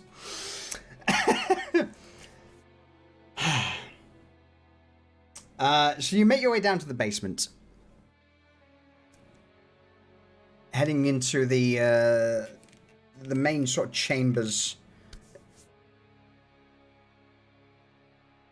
Do you know what? You know, as a change, rather than a flat theatre of the mind scene,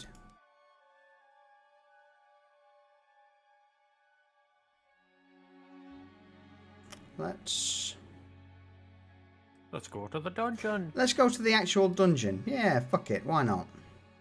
Yeah, you spent ages making that, man. I You might as well did. use it. Absolutely. Well, something to look at.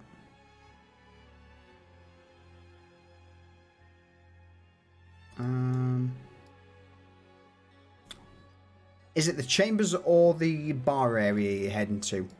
Probably the bar area. It's more comfortable to sit and talk, right? Yeah. Okay. In that case, then, let me load up the Baron's Folly basement, the absolute labyrinth beneath the folly itself. Position yourselves wherever you want to be in the bar and ring area.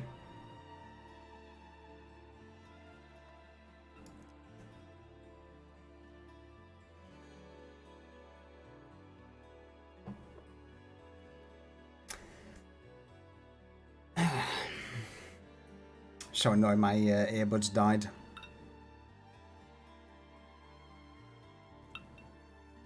All right, with that, over to you all in regards to the plans ahead.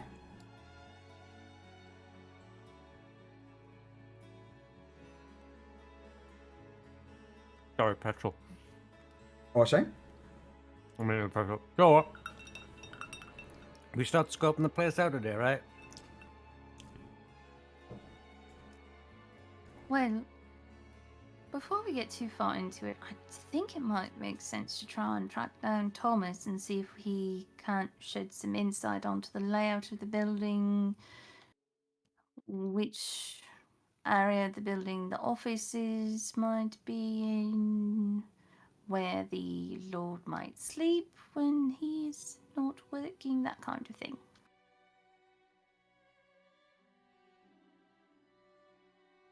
any I know. information at this point, more than we had to start with. So And he seems to be most coherent early hours of the day, so if we stopped by and saw him, like we were heading over for your normal lessons, and then looped back around to the administration buildings. You know. I mean, we could split up if you guys want to talk to him. Me and Vanya could go have a look. You got a disguise ready, Vanya?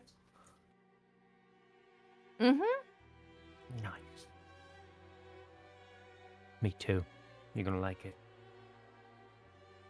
Well, I think we have a way to identify if he is what we think he is. My concern is, will we need a ladder if the office is on the upper floor? And that's going to be a very good thing to know. We'll ask. I'm guessing it's on the first floor because officials don't like walking upstairs. They're just lazy fuckers, so.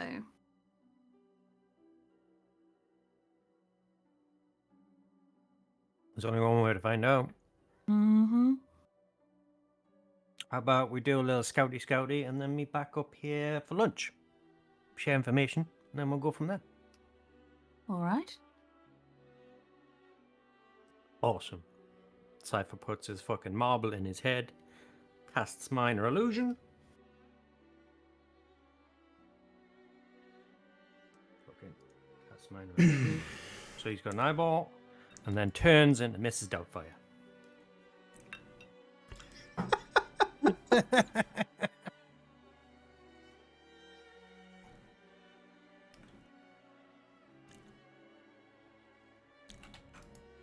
Is this a permanent thing?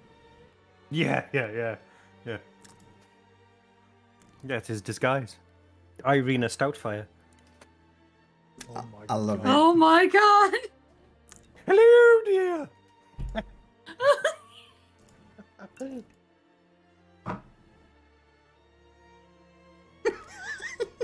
oh my god, that's What? That is perfect. Oh, babushka!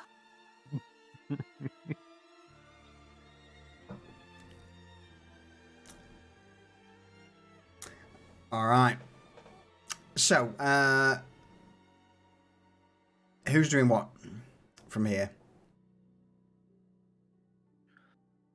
So did we say that Vanya and Cypher were going to be like the day crew, and then Garrett and I would be night crew with Desmond support? Is that how we set it up last night? Yeah, because you guys don't sleep, right? I mean, get a little bit of sleep. All right, so you two will go do your observing thing. Just be very careful. Then we'll go find Thomas and meet back here for lunch. Okay. All right. So with Cypher and Vanya in their disguises,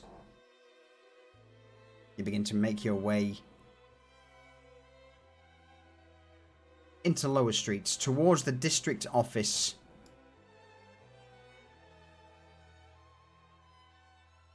So at this point, Vanya, Cypher, the floor is yours. What are you after? Oh. I say you make your way, out of the folly into lower streets through Market Road, and eventually to the point where, do you know what? Rather than a scene, let's bring up The map. let's bring up the actual map of Novostoy, shall we? We will be. So, Yeah. district office. Let's throw you both in. Yeah, fuck it. We'll just move it over to there. All right. So, with the long rest over, the plan's in effect, and daybreak now, early morning. Vanya, Cypher, you make your way through lower streets, through Market Row, and eventually into the vicinity the Lower Streets District Office, pushing your way through the crowds of the usual traders, vendors, hawkers. Outside So the outside, go on. outside the district office, are there still like hawkers and stalls Absolutely, and shit like that? absolutely, yeah. Right. It's very close to Market Road, so there are still a large amount of street vendors. In fact, some of the more larger street vendors tend to prop up outside of the district office due to the fact that there are a considerably large amount of city watch around the district office. Right. So those with a little bit more coin, a little bit more bravado, set up closer to the district office so that if there are any issues, the city, some of the city watch at least who are on guard for the district office can respond. Yeah. So yeah, we'll I think we'll start by perusing stalls. Well, feign perusing stalls while trying to get a look best we can at what's going on inside. And I'll tell you kind of my disguise. Go for it. So that Lucius, like what I kind of look like and how we can, I guess, like play off of one another. So she's gonna have pigtails and a frilly, like light blue dress with a darker blue sash, and she has she's made her face kind of look like a baby face.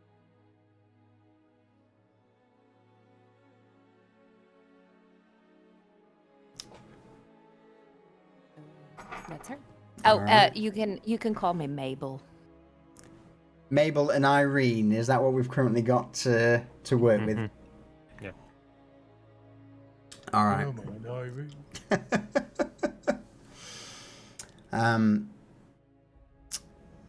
So yeah, you begin to peruse through a various number of stalls around the district office. The vast majority seem to be more mundane items, pots, pans, household accessories.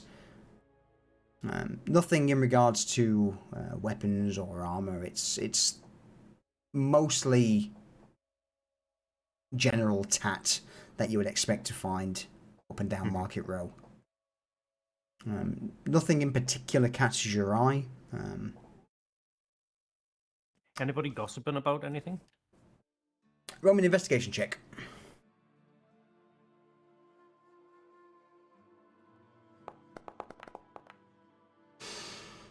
You are, in fact, you don't know. Why don't you know, Cypher? What do you find that takes your interest on one of the stalls? A bag of marbles.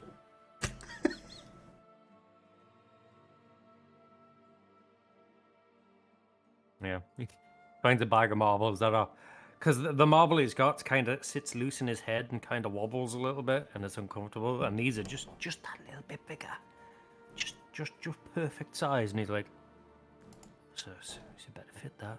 I say that you like my marble, yeah? Oh, I will give it to you. Give it to you for a silver coin, because this is not just any marble. No, not just any marble, but this is made of quartz. Yes, quite shiny, unusual, different. You want it, don't you?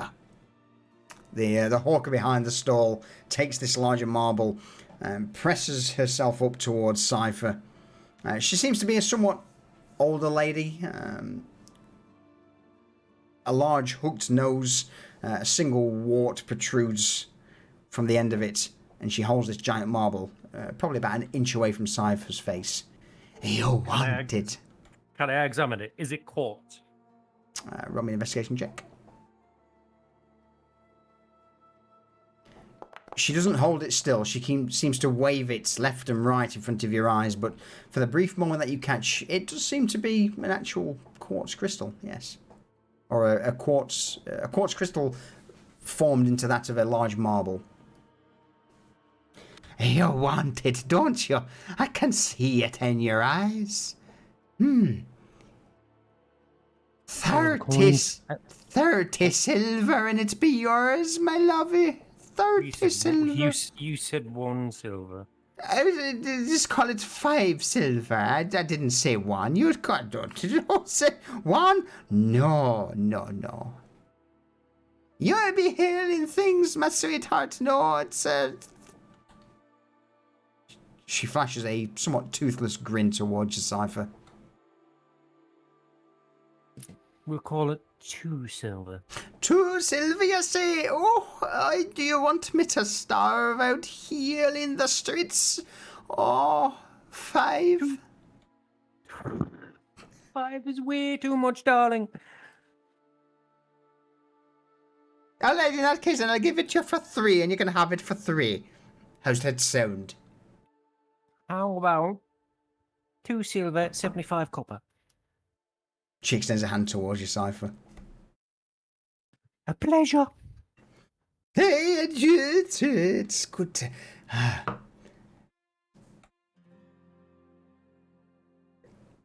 You enjoy your new marbles, sweetheart, eh? She extends the quartz marble, drops it in your hand, Cypher, and in return takes the 2 silver, 75 copper, with a gentle nod. Or pocket the quartz marble. Yeah, made me add a new item to your fucking inventory now, aren't you? Yes. Yeah. Do continue. Well, my investigation went terribly. How's Vanya's doing? Yeah, so Vanya is Vanya's also, she's just kind of, she's seeing that Irene over there is doing something, so she's just kind of, you know, leaning on a wall, just kind of looking like she's waiting on her Grammy. Okay. And but's looking around, but is kind of like you know, fidgeting like a child would fidget. Is there anything in particular that you're looking for, or are you just... She is looking for any kind of like individuals that might look like they're part of who they're looking for, or kind of like what would their uniforms look like? Okay. Roll me a quick perception check. Okay. Hold on, I gotta click on my icon. Mm-hmm. I'm not seeing my token. Does it not give you the option if you click the cross swords? It says no token selected. Really? Let me try now. Oh, there we go. Sorted. What'd you say? An investigation? Investigation, please. No, perception, sorry. Perception, okay.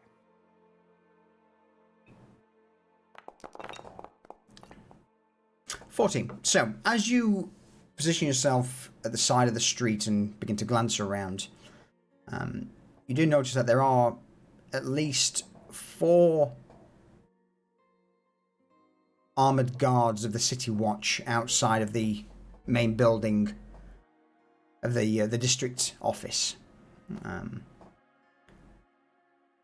Wearing the same uniform that you've seen, you know, a multitude of times before, pretty much full plate mail armour, helmets with various spikes, and the only identifying features is the black tabard that holds a single red blood drop, signalling that, you know, they are of the guards of the Crimson Court of Novostoya. Did I see any like coming in and out so that I could kind of get like a count of those going in and out? What, as in guards or people? People, guards. Like people that work there. as opposed Yeah. to people coming and go. Okay, so in regards to people that work there, yes, you do see several clerks, easily identifiable by the fact that their clothing seems to be a little bit more upmarket than the vast majority of people who walk around in Market Row or lower streets. They seem to wear black linen shirts, black linen pants that are completely clean over that of the various rags that most people tend to wear.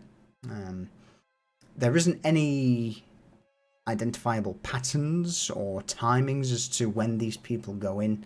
The only thing that you do notice that the guards do change just after midday, and there is roughly about 10 minutes where there are no guards on the front of the house, or at least the front of the office during this changeover.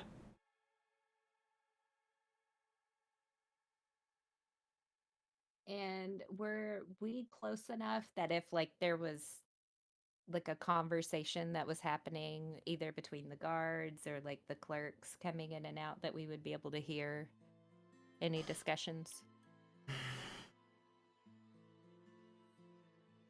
You would easily be able to meander your way through the various crowds to a point to listen in and eavesdrop.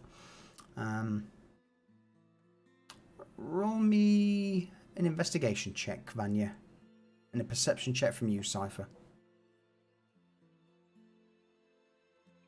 Okay. For fuck's sake. Cypher. Vanya. So, Vanya, I will give you 3 questions to ask me, and Cypher, I'll give you 1. I'll give you a moment to talk amongst yourselves on what you wish to ask while I nip to the loo. Be right back. All right, what do we want to know, guys? Is the boss man in office? Have we seen him? So have we getting eyes on him?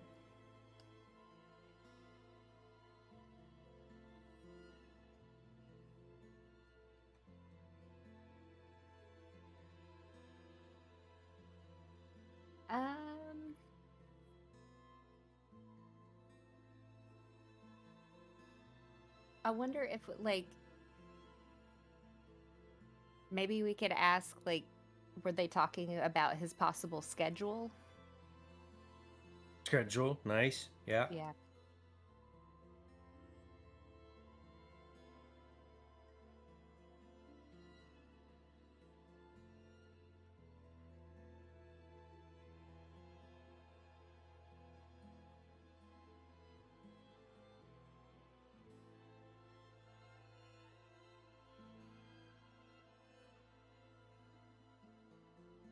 Hmm. I What can't else? think of anything else.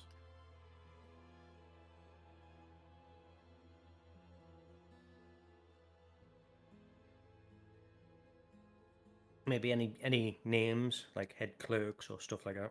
I'm back. Welcome back. Ta. So, with that, I'll bring us into lower streets. And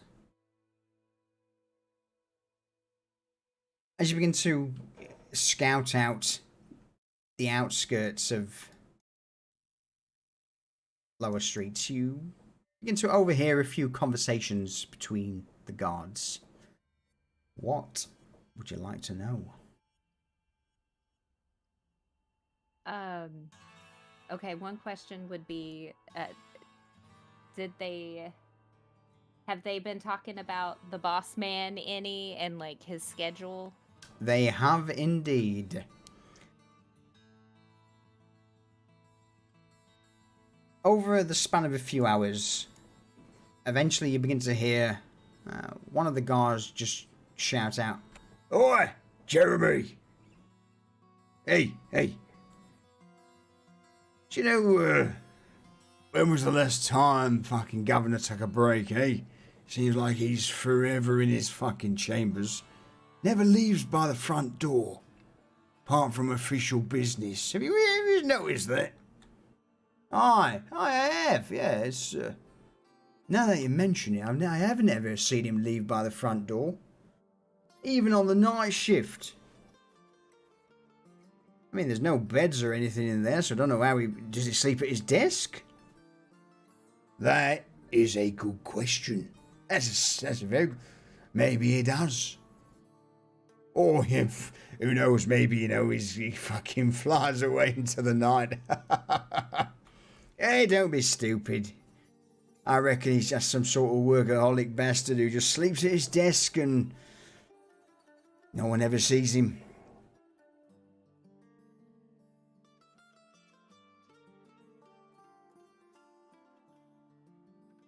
So, would we have seen him?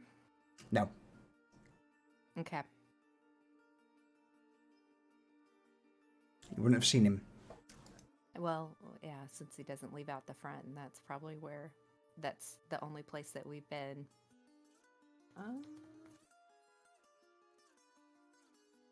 Okay. Lucius, I hope I'm not taking any of yours since I know we discussed them. But were there any other names that were like brought up in their conversations that would be noteworthy? You hear the name of supposedly one of the head clerks in the district office recently quit by the name of Kalkaran. He got fed up of basically working non-stop, handed in his resignation.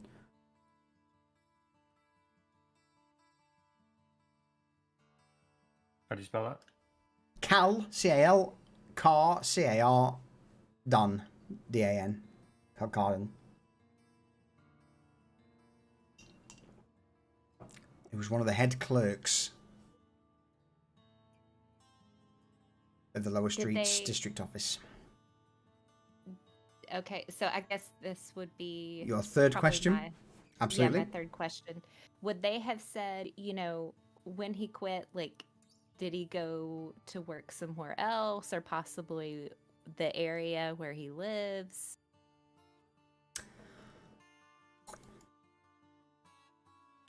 I mean, investigation 25.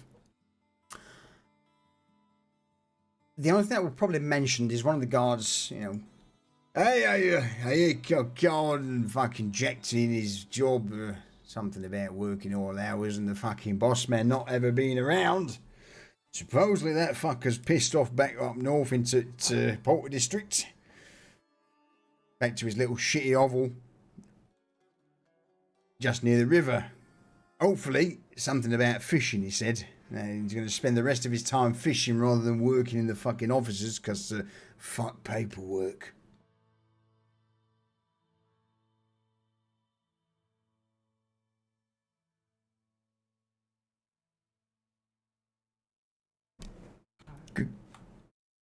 Granted, he did mention something about well, what was it? I'm not sure what... I mean, didn't he have an high-paying job before?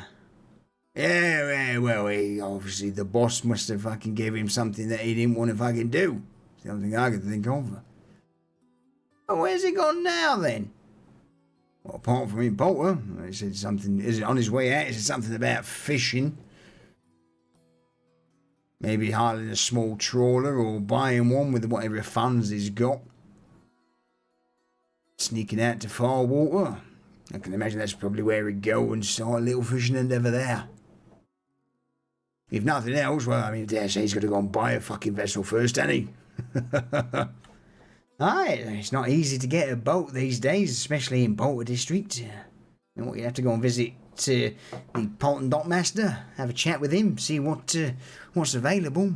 Unless he's going down the illegal side, but I doubt he'd do that. He knows what fucking shit has caused him. Aye. Yeah, well. Hey, what's they not doing over there? And at that, the guards focus their attention elsewhere on the square.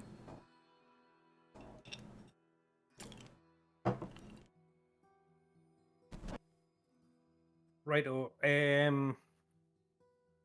do we manage to get round the back of the establishment? Roll me a stealth check. Stealth? Absolutely. At the side of the central district office, there are several, a gate either side that leads into a back alley that loops around the district office. Each one is covered by a guard. Cypher, spending the day, you notice that, and again, at roughly midday, there is a change in the guard, and there are about 10 minutes where the gate is not covered. Using this opportunity, you step forth, open the gate, and begin to make your way around the back of the district office. You got one question. What do you want to know? Is there a back entrance? There is indeed. There are a multitude of windows. All of them have got iron bars covering them, but there is indeed a back entrance, a single heavily reinforced iron door that has 3 locks.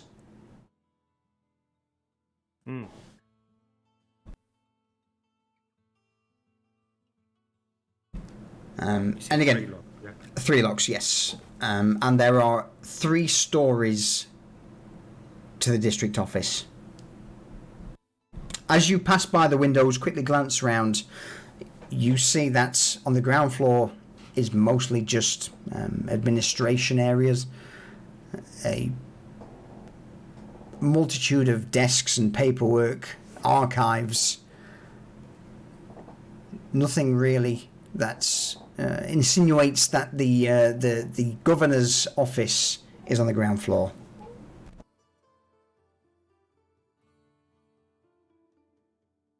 Righto. So it's just a quick look because I noticed that like the guards are just quickly changing and then a skedaddle.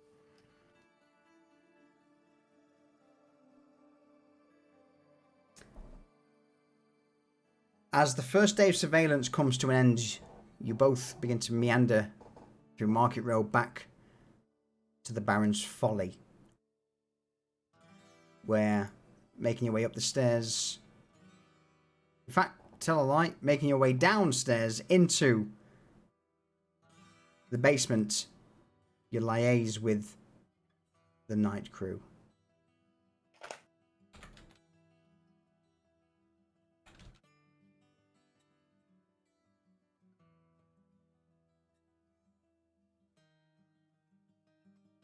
Stepping into the underground bar area, Vanya, Cypher, you see Desmond, Garrett, and Reza preparing for their night observation. How'd it go then? We learned some things. Cypher got a marble too. Made of quartz. It's really pretty.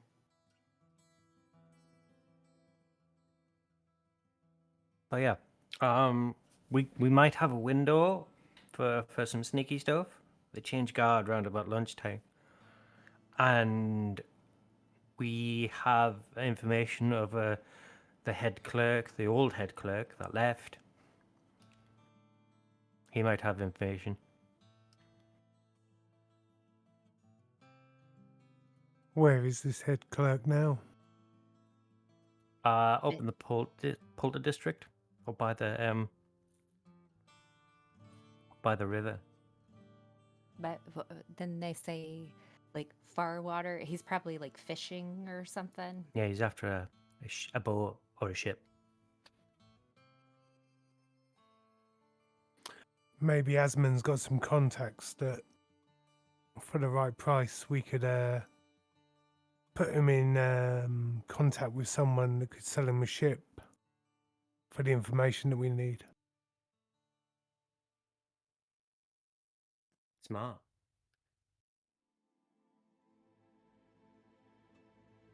So, you don't sleep, do you? No. No, I do not.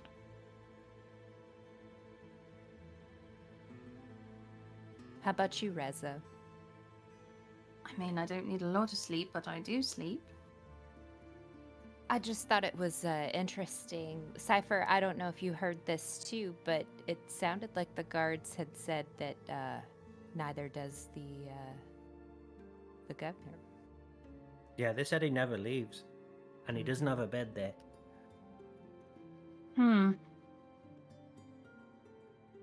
Interesting. Did we go and talk with Thomas while they were doing their thing this morning? I don't know, did you? That was the plan. So, we'll take a very quick time skip back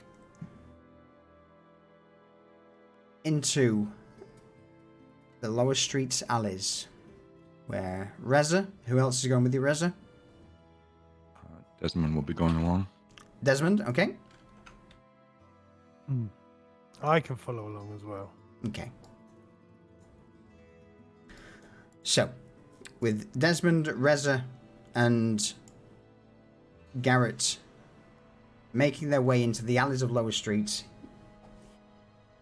you eventually come to the crossroad where the beggar's castle resides, which is naught but a few wooden crates nailed together, and sat in front, cross-legged, is the aged Thomas. Seeing you approach, he raises a hand in greeting.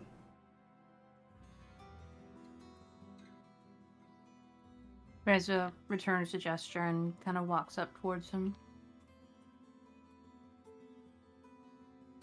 Well, it is good to see you all again.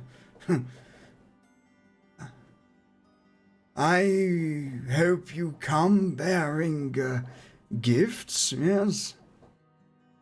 Reza pulls a sort of like a sandwichy type situation out from her cloak, wrapped in a handkerchief. It's like 2 slices of stale bread and whatever was spare that would fit between them, scrubbed between them, and she hands it to him. Ah, thank you. Thank you. With a bow of the head, Thomas takes the sandwich offered and begins to tuck in. So, what brings you here today? Well, I've recently found myself fascinated with the architecture of the city. Is that so? Yes, I find it most fascinating. And she's like quite close to him, whispering to make sure her words don't carry. Particularly the administrative buildings, quite unique architecture. I'm just wondering, they're so unique on the outside. I wonder how they could be laid out on the inside. Well, that is... it's quite the marvel of Novostoyan architecture. There's the large central chambers in the middle on the ground floor, and then on each side of the building there are 2 stairways heading into the second floor. There's mostly clerks and various officers of administration. But in the center is a spiral staircase leading to the 3rd floor. That is where, well, another archive and the governor's office. You should get in there at some point. It's rather pleasant. Most fascinating and not at all what I was expecting.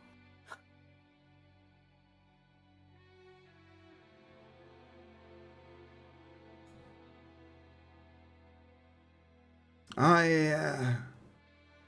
am under the impression that you are beginning to move on certain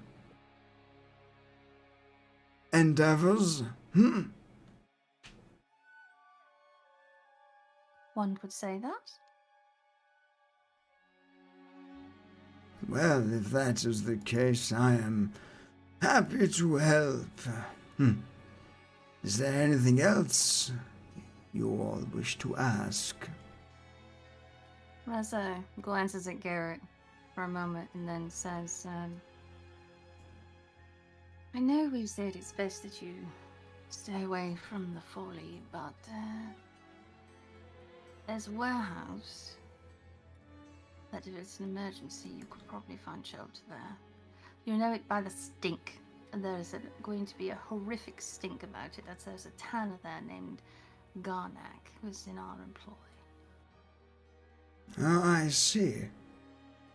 At that, Thomas notices Vanya. Oh, sorry, is there a place to stay for an old man such as myself? Do you have any coin by chance? Wait, would I be with them or am I at the stakeout? Oh shit! No, you're at the stakeout. Sorry, no, it's Desmond with you. My bad. And who is the youngster with you all? Yes, hello. I'm Desmond. I think we've seen each other before, but it has been some time. It's been a few weeks. I didn't. You were with. What's her name? Vania? Vagina. Yes. Close enough. A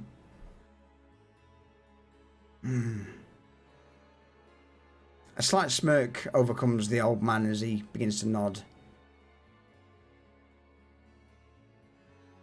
It seems that you all are holding your promise after all.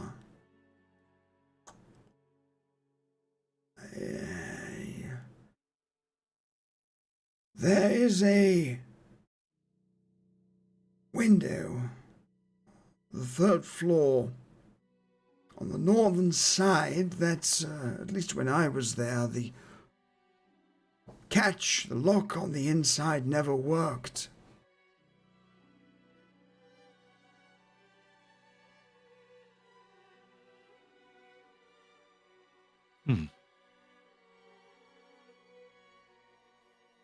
Well, the third floor is a bit more of a challenge than the others.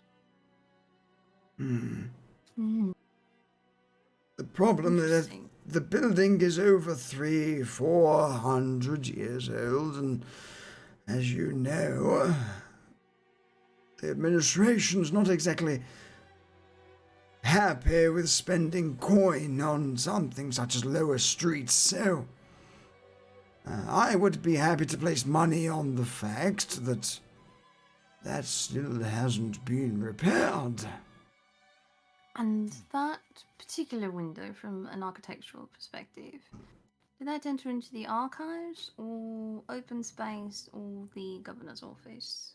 It is in the archives, but right next to the door to the governor's office.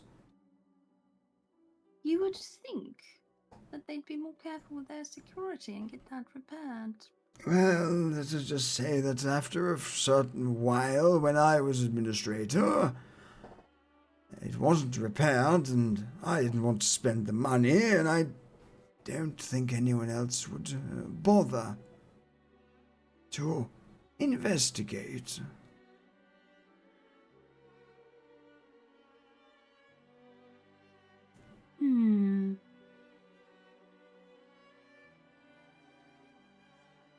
Well, and Reza pulls a small flask of ale out of her cloak too and hands it over.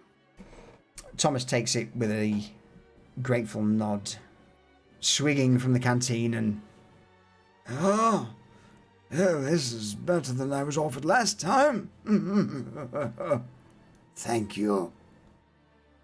Of course, grandfather. Always happy to help. Well, I'll leave you to enjoy your repast unless any of my acquaintances have any other questions. Oh no, that tells us what we need to know.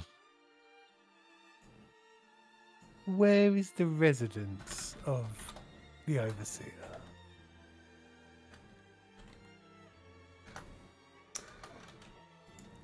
Thomas scratches his beard for a moment. To be completely honest with you, I am unsure. All I was given were my marching orders, and that bastard replaced me. I know very little of him, or where he lives, or what he does, or... If you give me a week, I may be able to garner a few of the disheveled, disenfranchised, and depraved to eke out some information, but I am unsure at this present time. Do so. We may not need the information going forward, but as a fallback, it might be useful. Thomas nods in response.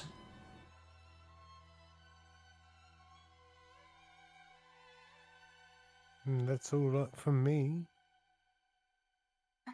Enjoy your repast. We shall see you in a week. So, with that then, we will fast forward back to where we were. Into the Baron's Folly basement. Cypher, Desmond, Reza, you make your way back into the bar where Cypher and Vanya are now sat, having beaten you back.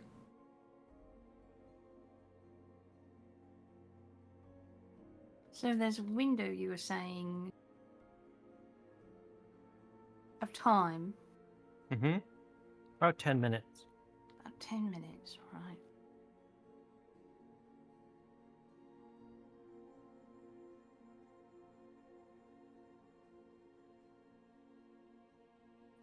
Cypher, didn't you also say that, like,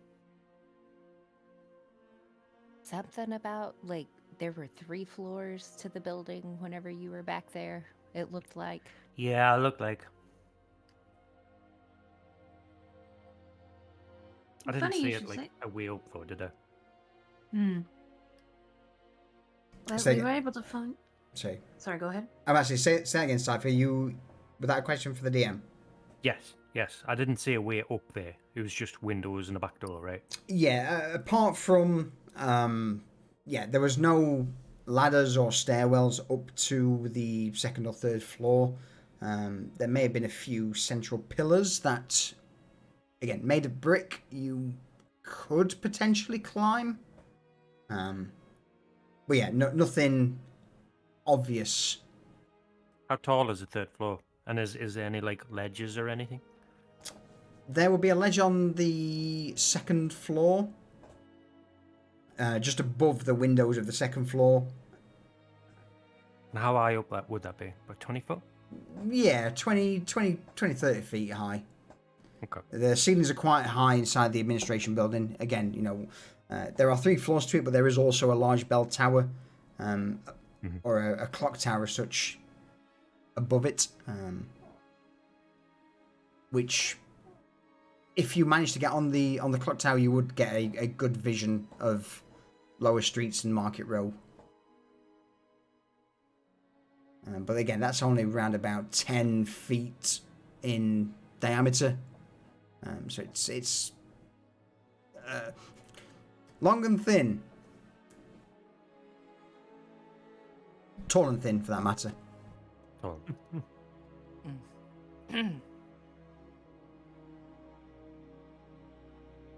Well, we managed to find Thomas this morning, and he confirmed that the building is in fact 3 floors on the inside, and our objective would be on the 3rd floor.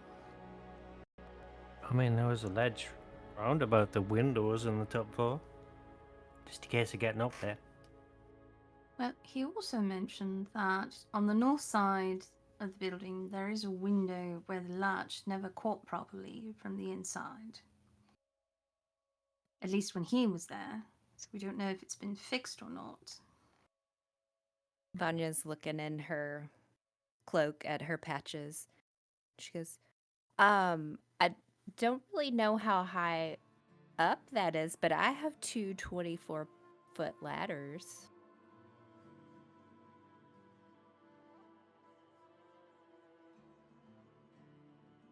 Depends how many people we intend to send in.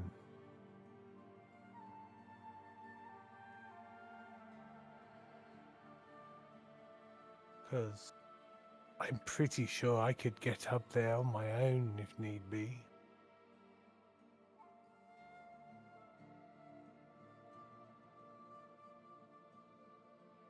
I mean, it'd probably be safer than, well, maybe somebody to watch your back, but if necessary, yeah. Well, we still have our nighttime surveillance to do. Maybe that will present a better opportunity. Maybe there's another changing of the guard. Perhaps at midnight. I also overheard the guard saying that if the governor does leave, that he doesn't ever leave out the front.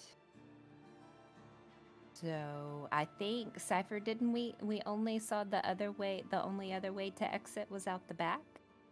Yeah. That we know of. Like, this place has got a downstairs, so you never know. That place might have a downstairs too, right?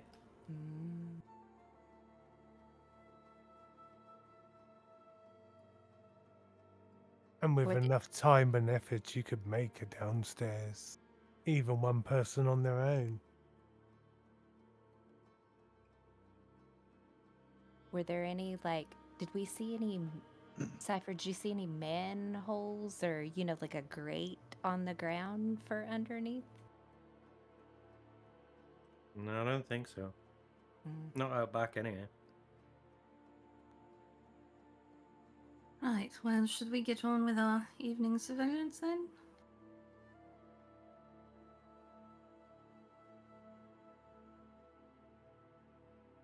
We won't discover anything sitting here, so let us go. Might as well. I'm going to go change into something else quickly. And Reza will go to the other side of the basement, to the room she's kind of taken over for herself, and Sure. change into one of the dresses that she bought last episode. Okay. This is a simple servant-looking one. So she looks like a servant who's walking home from a long day at work. All right. And she's got it on over... She looks kind of frumpy in it because she's got it on over her armor and everything. With the cape over it and everything.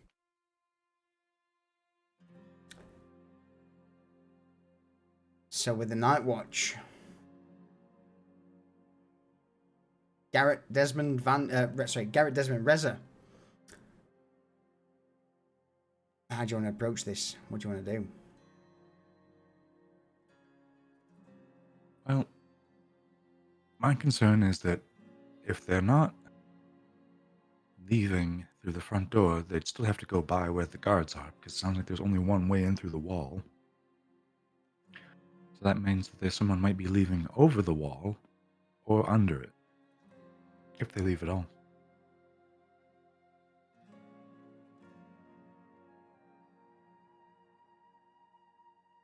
As you all begin to make your way through Market Row, lower streets into the vicinity of the district office, I'm going to require... Let's go for...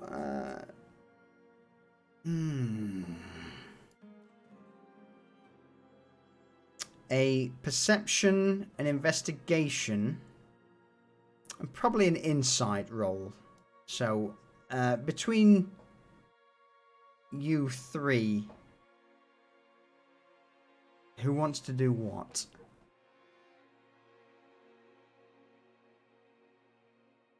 Ooh. a perception, an investigation, and an insight. Correct. Well, I'm shit at all of them. Same.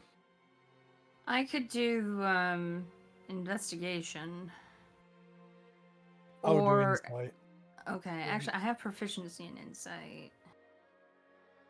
I mean, I've got proficiency in all of them. Oh, I'll do investigation. So, first up, Reza, with your investigation, what are you looking for? And does anyone wish to assist or help? And if so, how?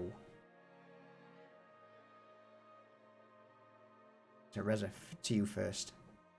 Yeah, so what Reza is looking for is she's going to go to like the north side of the building Mm-hmm. and kind of post up there, and she wants to do two things. One, see if she can identify which window might be the one with the wonky latch, see if she sees any lights on in the building, anyone walking by that window, potentially, if the lights are on, for her to be able to see. Just get a good understanding of this side of the building and the activity that happens around that window and this side of the building. Okay. Would anyone be on that side with Reza to assist, or is this going to be straight on Reza?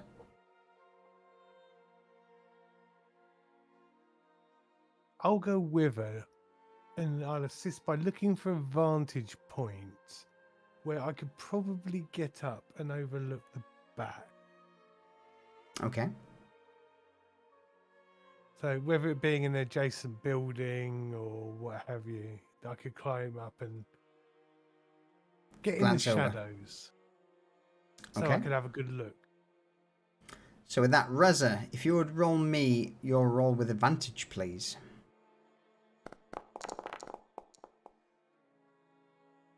10. You managed to find, or you believe you find the window that is the one with the slightly faulty clasp. You mark it out.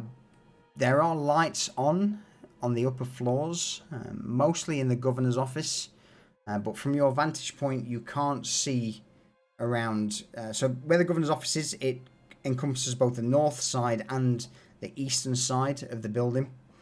You can only see the north side.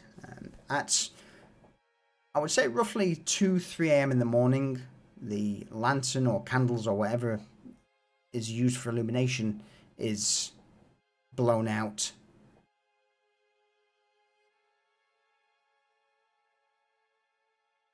There are no movements, and again, the curtains are drawn over most of the windows. I'll give you, with a 10, I'll give you an additional question. Is there anything burning away that you wish to ask me? Well, real quick, just for me to understand the layout. Mhm. Is the north side of the building facing the back alley, or is it facing? Yes. Yeah. It is. Okay. Well, so the back alley is roughly, if you're on the map, it would be like that area there. There are gates on this alley that go across from north Got to it. east. Okay. So yeah, where the icon is would kind of be like the front door. In fact, let me move it out of the way so we've got. Oops, not that. Yeah, where the icon is, the front door is pretty much there. Okay. So I guess my question would be, did I see any movement in the alley? No. No. The door wasn't open. There will be no movement whatsoever in the alley below. Okay. Garrett or Desmond? I'll get accent. Okay, Garrett. Mm-hmm. And I'm doing perception. Perception. is there anyone assisting potentially with this? Granted, Garrett, you are now on the, you say, the northern side, looking down into the alley, that sort of area. Okay. Desmond, where are you at the moment, or where would you be keeping an eye on? Desmond is basically the district office is this like triangular building, correct? Correct. Almost. Yep, correct. Yep, that building there would be the district office. The alley that runs north to east behind it, that would be the locked alley, and the area in front, this long street, would be where the vast majority of peddlers were during the day. All right, so Desmond's going to be at where that north alley meets the road, where the front of the building is.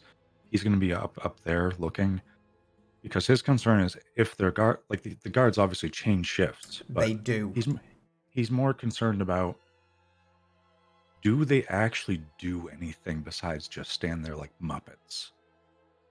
Like, do they actually patrol inside the walls? Do they actually do their job, or do they just stand there like figureheads and are, like, they're just oblivious? They are, most of the time during the night, oblivious. Unless something, I'll give this for free, unless something garners their attention, either through shouts, noise, a fight breaks out between some drunken villagers.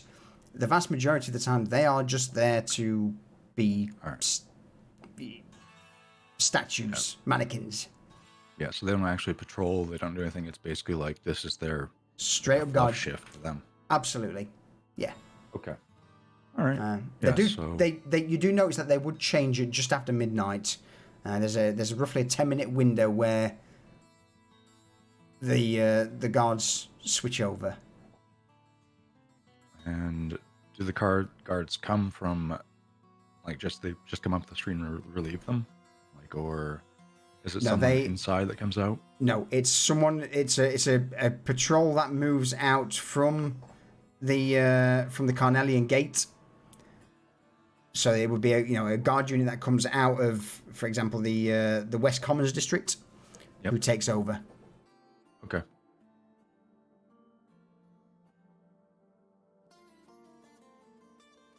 All right. So yeah, I'm just gonna, like, I'm assisting in the sense that I'm trying to keep an eye on everything that's going on. Mm-hmm. So I'm like a second set of eyes like that. So if that counts as assisting, then yes, I am. But okay, Garrett. Yes. What exactly are you looking for? Okay, what I'm looking for is places where anyone could be concealed in shadow. Anywhere that will be overlooked by our first glances. And also places where I might conceal myself. Okay. Whether it to be just to hide or somewhere I could climb to get into the upper window. And more importantly, trying to map out a route of escape should something go peak-top. Okay, so with Desmond glancing over that, Reza, how would you be able to assist in this?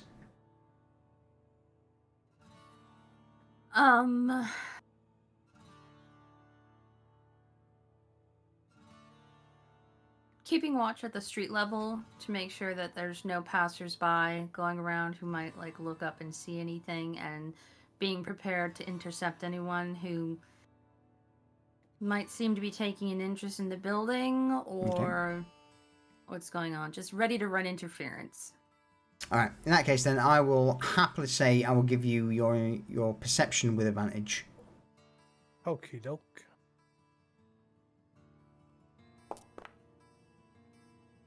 $18. For that, will allow you to ask me 3 questions. I will also give Reza and Scob an additional question to ask me as well if they deem so fit. So, Garrett first with your 3. Deceptive as fuck. Mm-hmm. Okay. Do I see any concealed guards or anything overlooked in respect to guards in the back of the building? No. Where the two gates are for the back alley, the guards are on the outside of the gates. No one seems to ever patrol or exit the back door. Okay. From my looking at a distance, can I see anything that could be construed as a trap?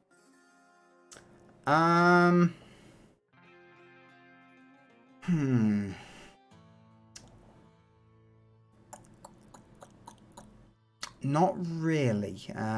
Again, the three locks on the door doesn't really signal a trap. It just is, a pretty heavily secured That's cool. door. So no, nothing that would you would consider a trap would be apparent. And could I see a route for a possible ingress through the third floor dodgy window? So as you begin to look over, the third floor dodgy window has a roughly about a foot's worth of ledging that circles the building. There are a few points where some of the nearby buildings are probably around about 5 or 10 feet away that you could jump from the third floor onto one of the nearby roofs.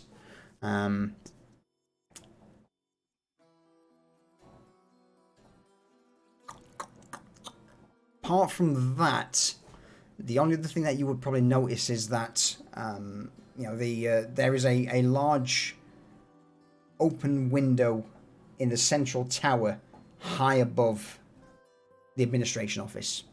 But before I answer any more, Rattle Rabbit, thank you very much for that raid. Welcome in, everyone. Welcome in. I appreciate it. How was your stream? I hope you all had a good time. We're currently in the process of planning a, what would you say, crew, a heist? No, because we're not. Are we trying to steal anything? I mean, A if reverse if the opportunity presents itself, but no. This is God, there's a movie I want to reference right now, but I can't think of the name. Robert Redford and The Sting. That's what I'm thinking of. The Sting.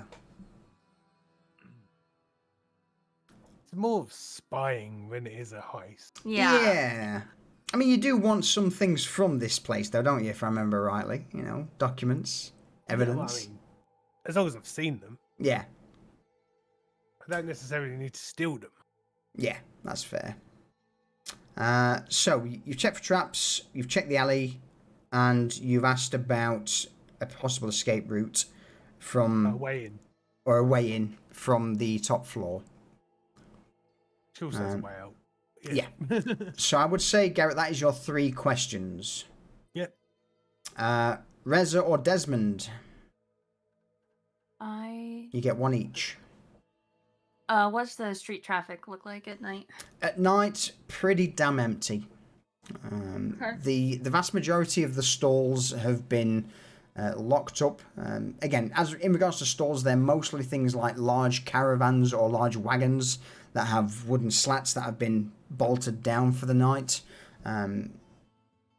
The traders here don't typically leave. They, due to the fact that the traveling wagons are so large, they sleep in their own trade wagon. So again, apart from the occasional trader or vendor going out for his business late at night, if he's got a weak bladder or her weak bladder, footfall around the government office in the evening is pretty quiet. But if there was the potentially loud noise, it could disturb a lot of people, not just the guards. Correct, yes. Okay. Desmond. Well, you already kind of answered my question about the guards and what they were doing. I'll give you another one.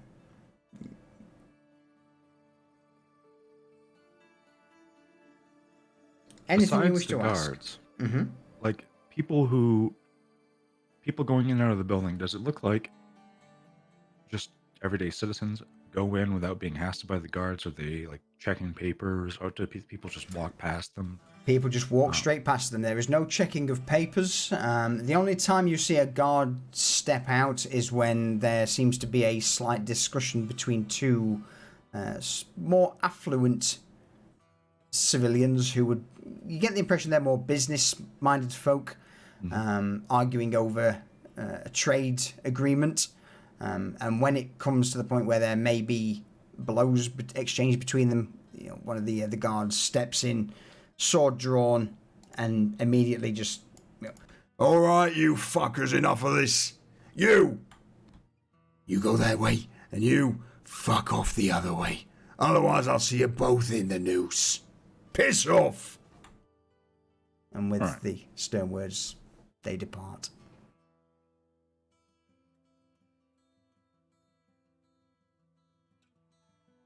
And the other thing is, like, obviously there's citizens that go in. Does it look like there are people that work there that go in and out during the day? Yes, yeah, absolutely, yeah. Well, in fact, it would be the night time.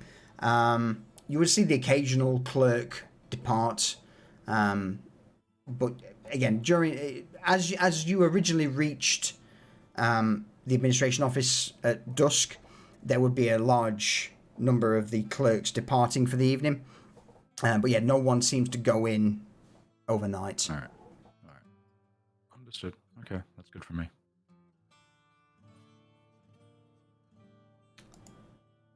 Nikki, thank you for those 44 months. I appreciate it. Hello, you. How are you today? How's Fearless? So yeah, I dare say at that, it would probably be one last meetup in the Folly to collate what everyone's found out and plan of action.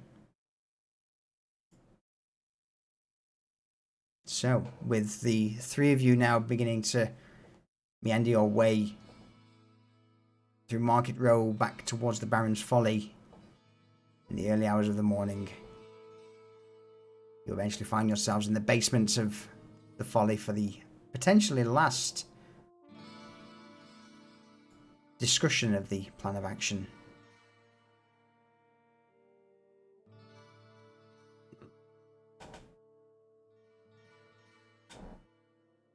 I think that the last thing you want us to do is an insight. Is that correct? Oh shit! I completely forgot about that. Absolutely, yeah. I've fucked the pooch there. I anticipate that I'm going to whiff it, and it's not even going to be anything worth noting. So No. Send it.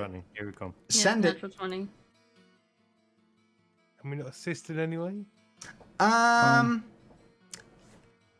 So, Desmond's currently at the front of, or the northwestern point of the administration office. Oh, I got this. All right, in that case, Reza, yep. Before they separate, Reza kneels down, puts her hands on Desmond's shoulders, and says, "You've got this. I believe in you." And then she goes to where she's going to post up. Yeah, no. Garrett.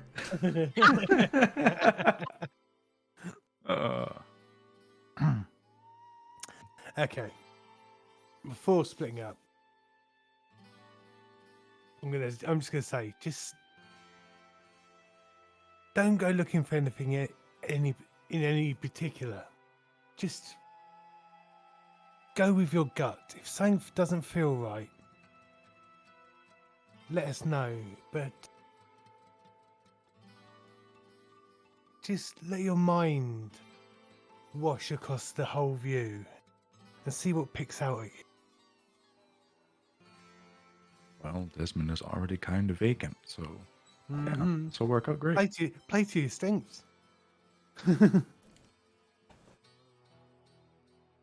But don't stress over it. Holy shit! Boom. Fuck! Words of wisdom. Okay. I help. So, You can either ask me 3 things, or you can ask me 2 and I will give you something else. I would rather the one. I'm going to take the mystery box. You can take the mystery box. Yeah, I'm going to take the mystery box. All right. Ask me your 2 questions first, sir. Okay, so Desmond being the way he is, he's thinking, I wonder if they're, like, he's thinking about where he's thinking, like, underground tunnels and stuff like that. So he's thinking, where would a tunnel come out if it were coming from this place? Like, where would it go? Glancing up and down, you get the impression that, yes, there are several sewer grates that dot the road. But from where you are, a tunnel that went through the whole of lower, the northern parts of lower streets into, for example, the West Commons, it would either have to be something similar to what's beneath the Baron's Folly, an ancient tunnel that's been repurposed, or something that's been custom built by the court itself, or the administration. There's a good chance that you would also believe, would the court really care about lower streets? That thought does indeed cross your mind. Mm-hmm. And the second insight check is... the second question is... Everyone's saying that the administrator never enters or leaves. Mm-hmm. So I'm just trying to think of ways he could potentially, like, leave without anyone noticing. Mm-hmm. So that's why I was thinking about tunnels. Now I'm thinking, like, we're here for the night shift, so I'm thinking about, like, if, like, we were thinking we're on the path of he's thinking that he's a vampire or something. Mm-hmm. Like, is there anywhere that he could, like, he doesn't know exactly what vampires are capable of, but, like, thinking, like, the traditional things, like, could this guy be flying out of somewhere or into somewhere without anyone noticing? I will consider that the mystery box question. There is a brief moment at roughly 4 a.m. that out of the southern window of the central tower,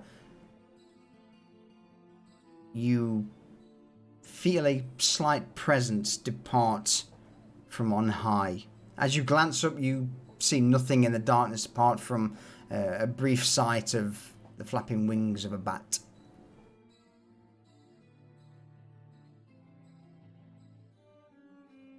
He's a Dracula. All right. Well, that's where my mind is going, so I think that is about as... Honestly, I don't think we need another question. That's probably it. Ah, fuck you. Yes, go for the tunnels.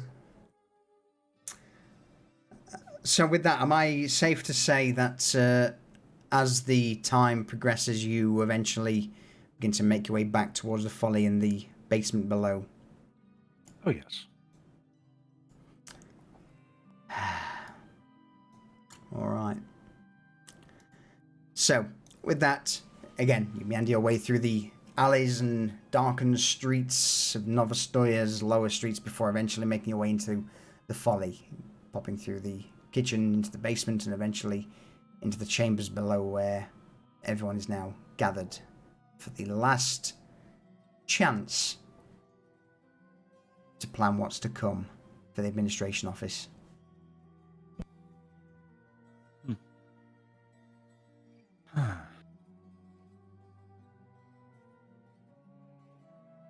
Reza, Yes. Can you fly? No. Hmm. Can you turn into like a bat or something?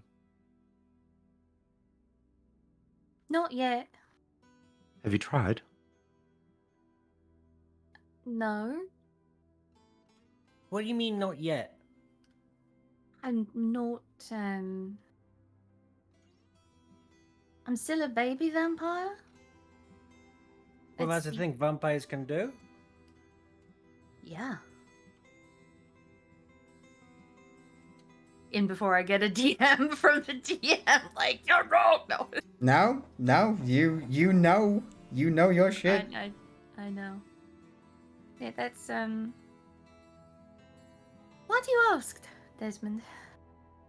Because I can't quite put my finger on it, but I think that is how. I think that the person we're investigating might be entering and leaving by flying. Well, shit. DM, am I wrong in thinking that's a pretty fucking powerful vampire if they're doing that? That's on you. Yeah. That's for you to make the call there, Reza. You have the information at your disposal. That's Mm-hmm. that's for you to decide. That's, that would be a pretty not... That... And she just looks... She stops talking and she just looks very thoughtful and inwardly focused. Thinking.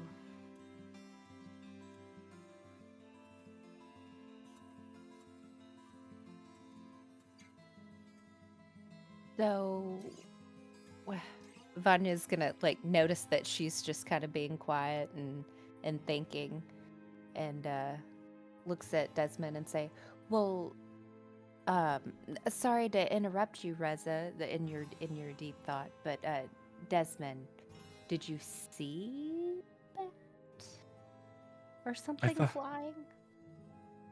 You know when you almost like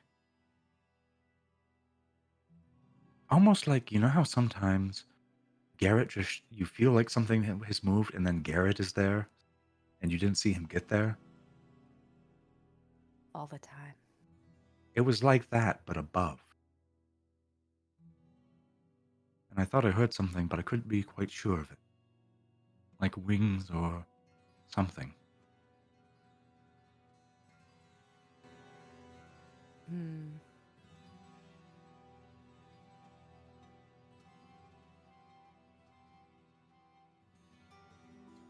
That means Reza can't get too close then, right?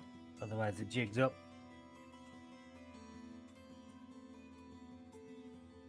I would think so. Does that mean that we should do more surveillance, possibly, to see schedules of this bat-like thing leaving and going? I shouldn't think so, because if that is what's happening, they would, if someone were doing that, if they did it regularly enough and there were people out there outside watching, I think they would notice. They would have a good position to see people from. So what do we need now? All we need now is what? I would Copy think of the that handwriting?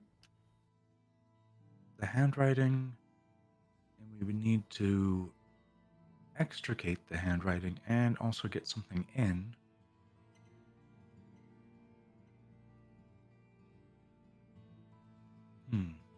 What if the clerk's got a copy of the handwriting?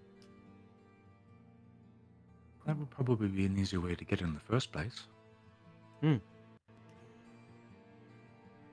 There's also a possibility of posing as someone who's come to repair the bloody window. Any expenditure like that would be authorized by someone in command of the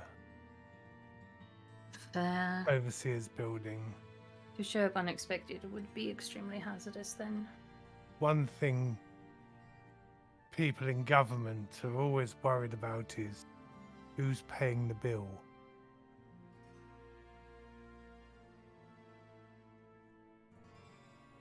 Mm-hmm.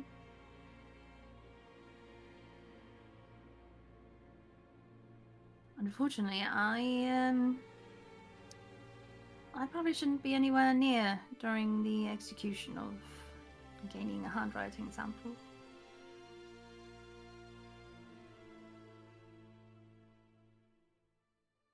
Yes, I would think that's probably a wise move. Well, in With- that case, does Reza want to go see if she can find this clerk? Oh, yeah, I could do that.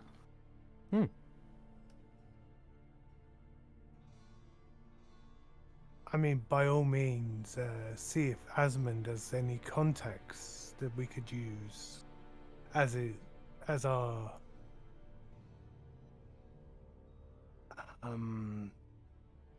we are working on the same task, as it were. I'm sure he'll be willing to help.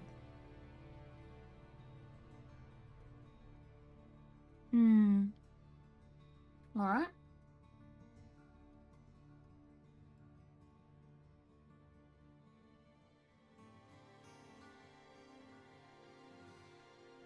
Maybe take somebody with you. I don't like the idea of anyone going around on their own at these times. True. Well, I'll not go. It's probably tomorrow. Wait, is it morning now? Of the Yes. next day? Okay. So yeah, so basically you've had your 3 days rest, then you've had the day of surveillance. So this will be the day after. So yes, it will be early morning. Well, I'll probably do is take a little nap and then head up there just when Asmund opens his doors and have a chat with him before he's too drunk. Yes, good idea. Maybe take Vanya with you. Oh, I knew you were going to say that. All right. And then if we need to break in tomorrow night, or tonight even, I lose track. I would have Cypher and Desmond to keep watch for me. Right.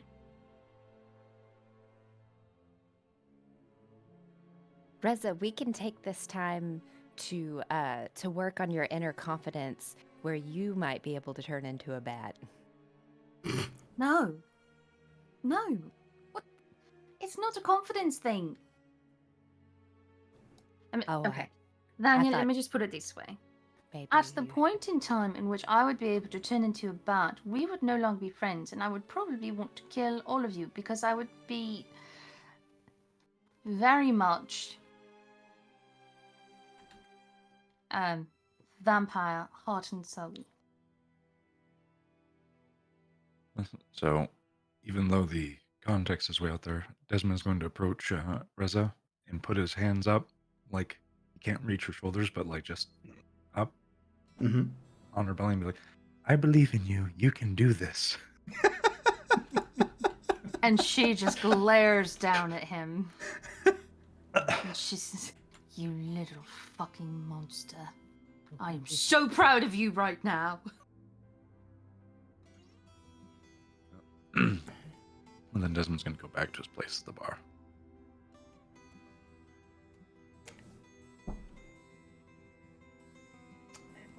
Any further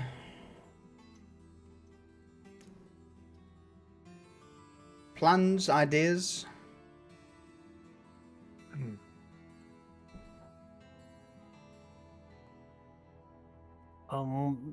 Do we want to see if we can just get some handwriting, a form with a signature on or something? the conventional way? Like, there's people walk in and out of that place all the time, right? Right, wasn't Vanya going to go inquire about starting a business or getting a certificate for her doll shop? Mm-hmm. Yeah. And I've while we were resting for 3 days, I made a few dolls that I could take with me to show him. Oh, I'm afraid.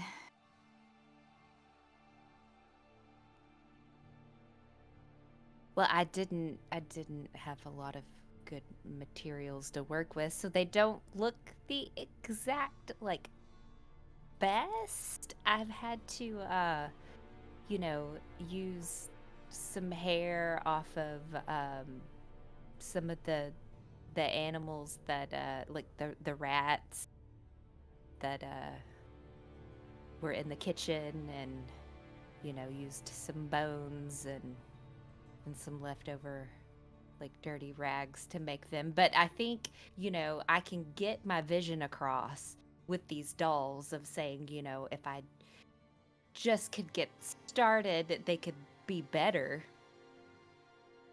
right? Do you guys want to see them?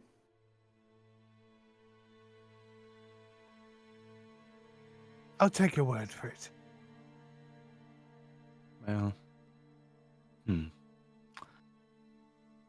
I feel like you missed the obvious route there.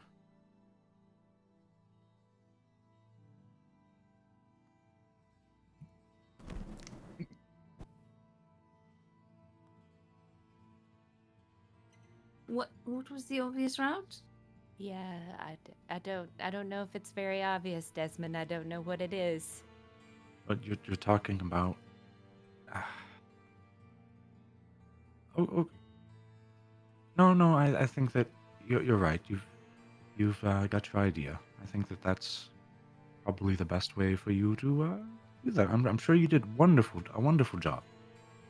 No, but if there's something that would work better. So, what I think, Vanya, is that you should be going there ready to demonstrate not only your concept for these dolls, but how they are going to be played with by the consumer. You Yeah. need to have a puppet show ready. Well, yeah. I mean, I have this whole presentation thought out from the beginning to where I would source my materials, and then all the way down to who the consumer would be of it, and then how they would utilize them in day-to-day play, and then possibly I could even throw in some unique play that they wouldn't even so thought about. dirty.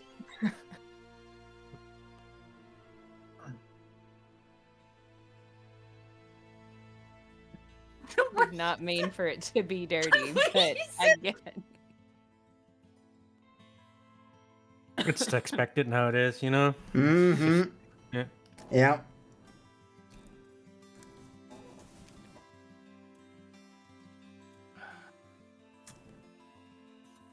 Carry on. Carry on. It's all good. I was able to make about 25 of them. I'm gonna bring all 25 of them with me.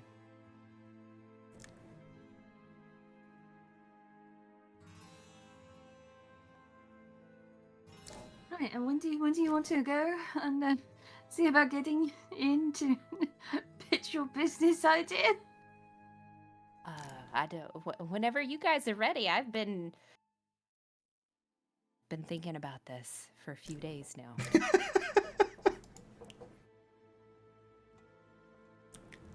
I need mean- a few hours rest before I can be on my top form.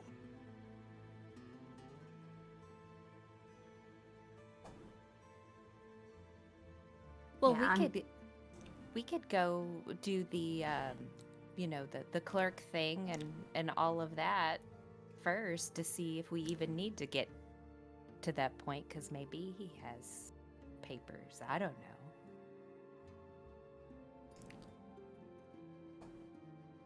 Right. Well, either way, I'm not going back to the building, so I'm gonna nap. yeah, that's what I'm going to do. And if you want to go while we're napping, you can. If you want to wait. I'll go with. Let's do that. You can help me carry some of my dolls. I'm not good at carrying.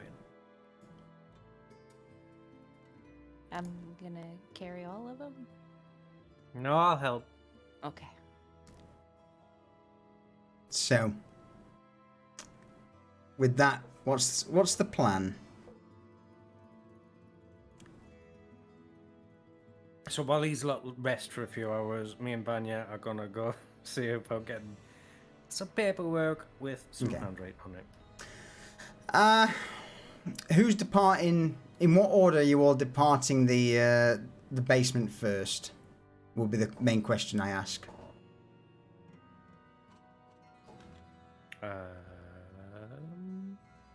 Cypher first. Yeah, Cypher with Vanya or just Cypher on his own? No, Cypher with Banya. Yeah, okay.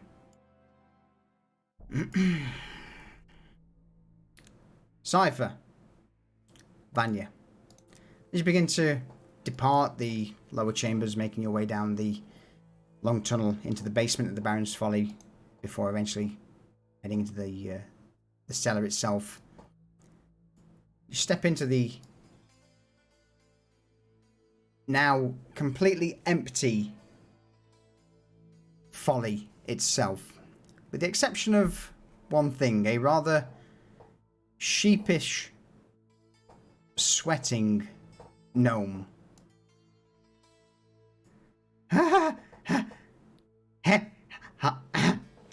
Hi.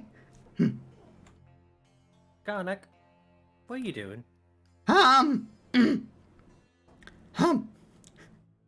There was a guest at the warehouse. An old man, perchance. No. No. Stepping through the door, behind him, you hear the sound of heavy plated boots on stone.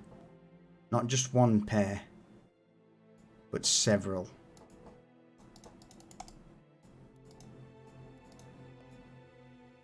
Well, well, well.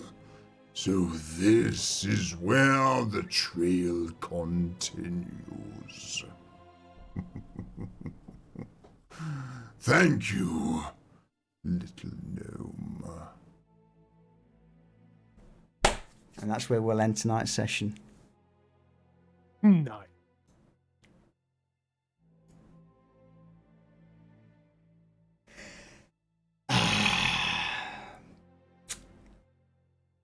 The jig is up. You is a bitch. You lot spend far too much time long resting.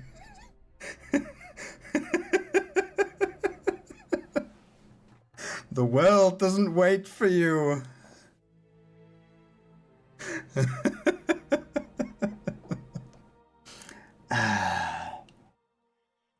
We'll see what comes of that next session. I'll get my backup character ready.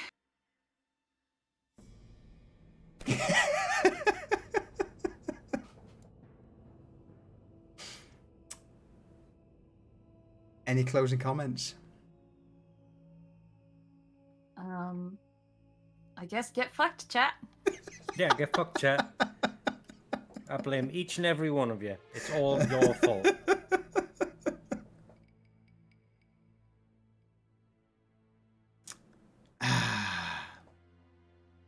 With that then, I'll mute you all up. Boop. That's the thing. That's the thing. I've told them from day one. The world doesn't wait for them. That's 4 days worth of downtime, and they have been potentially caught. We'll see. We'll see what comes of it next session. All right.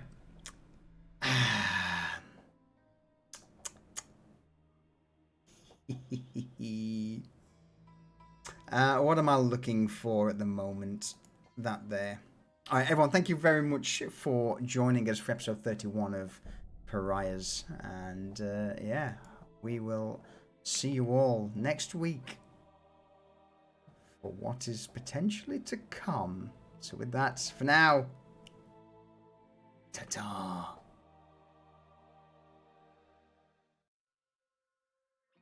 We'll find someone to raid in the meanwhile. Nikki, Fearless, good to see you. I'm sorry to hear you got food poisoning, man. Obviously, Nikki's trying to kill you.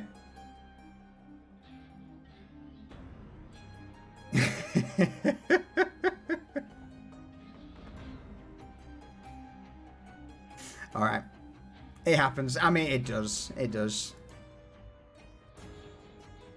Let's go raid Frankster since he's playing a bit of Dark Tide. Why not? Why not? Show the man some support. Alright, once again, everyone, thank you very much for joining us for episode 31 of Pariahs. We will see you all next week, Sunday, the same time, to see what comes of this potential shit show. Ta-ta for now.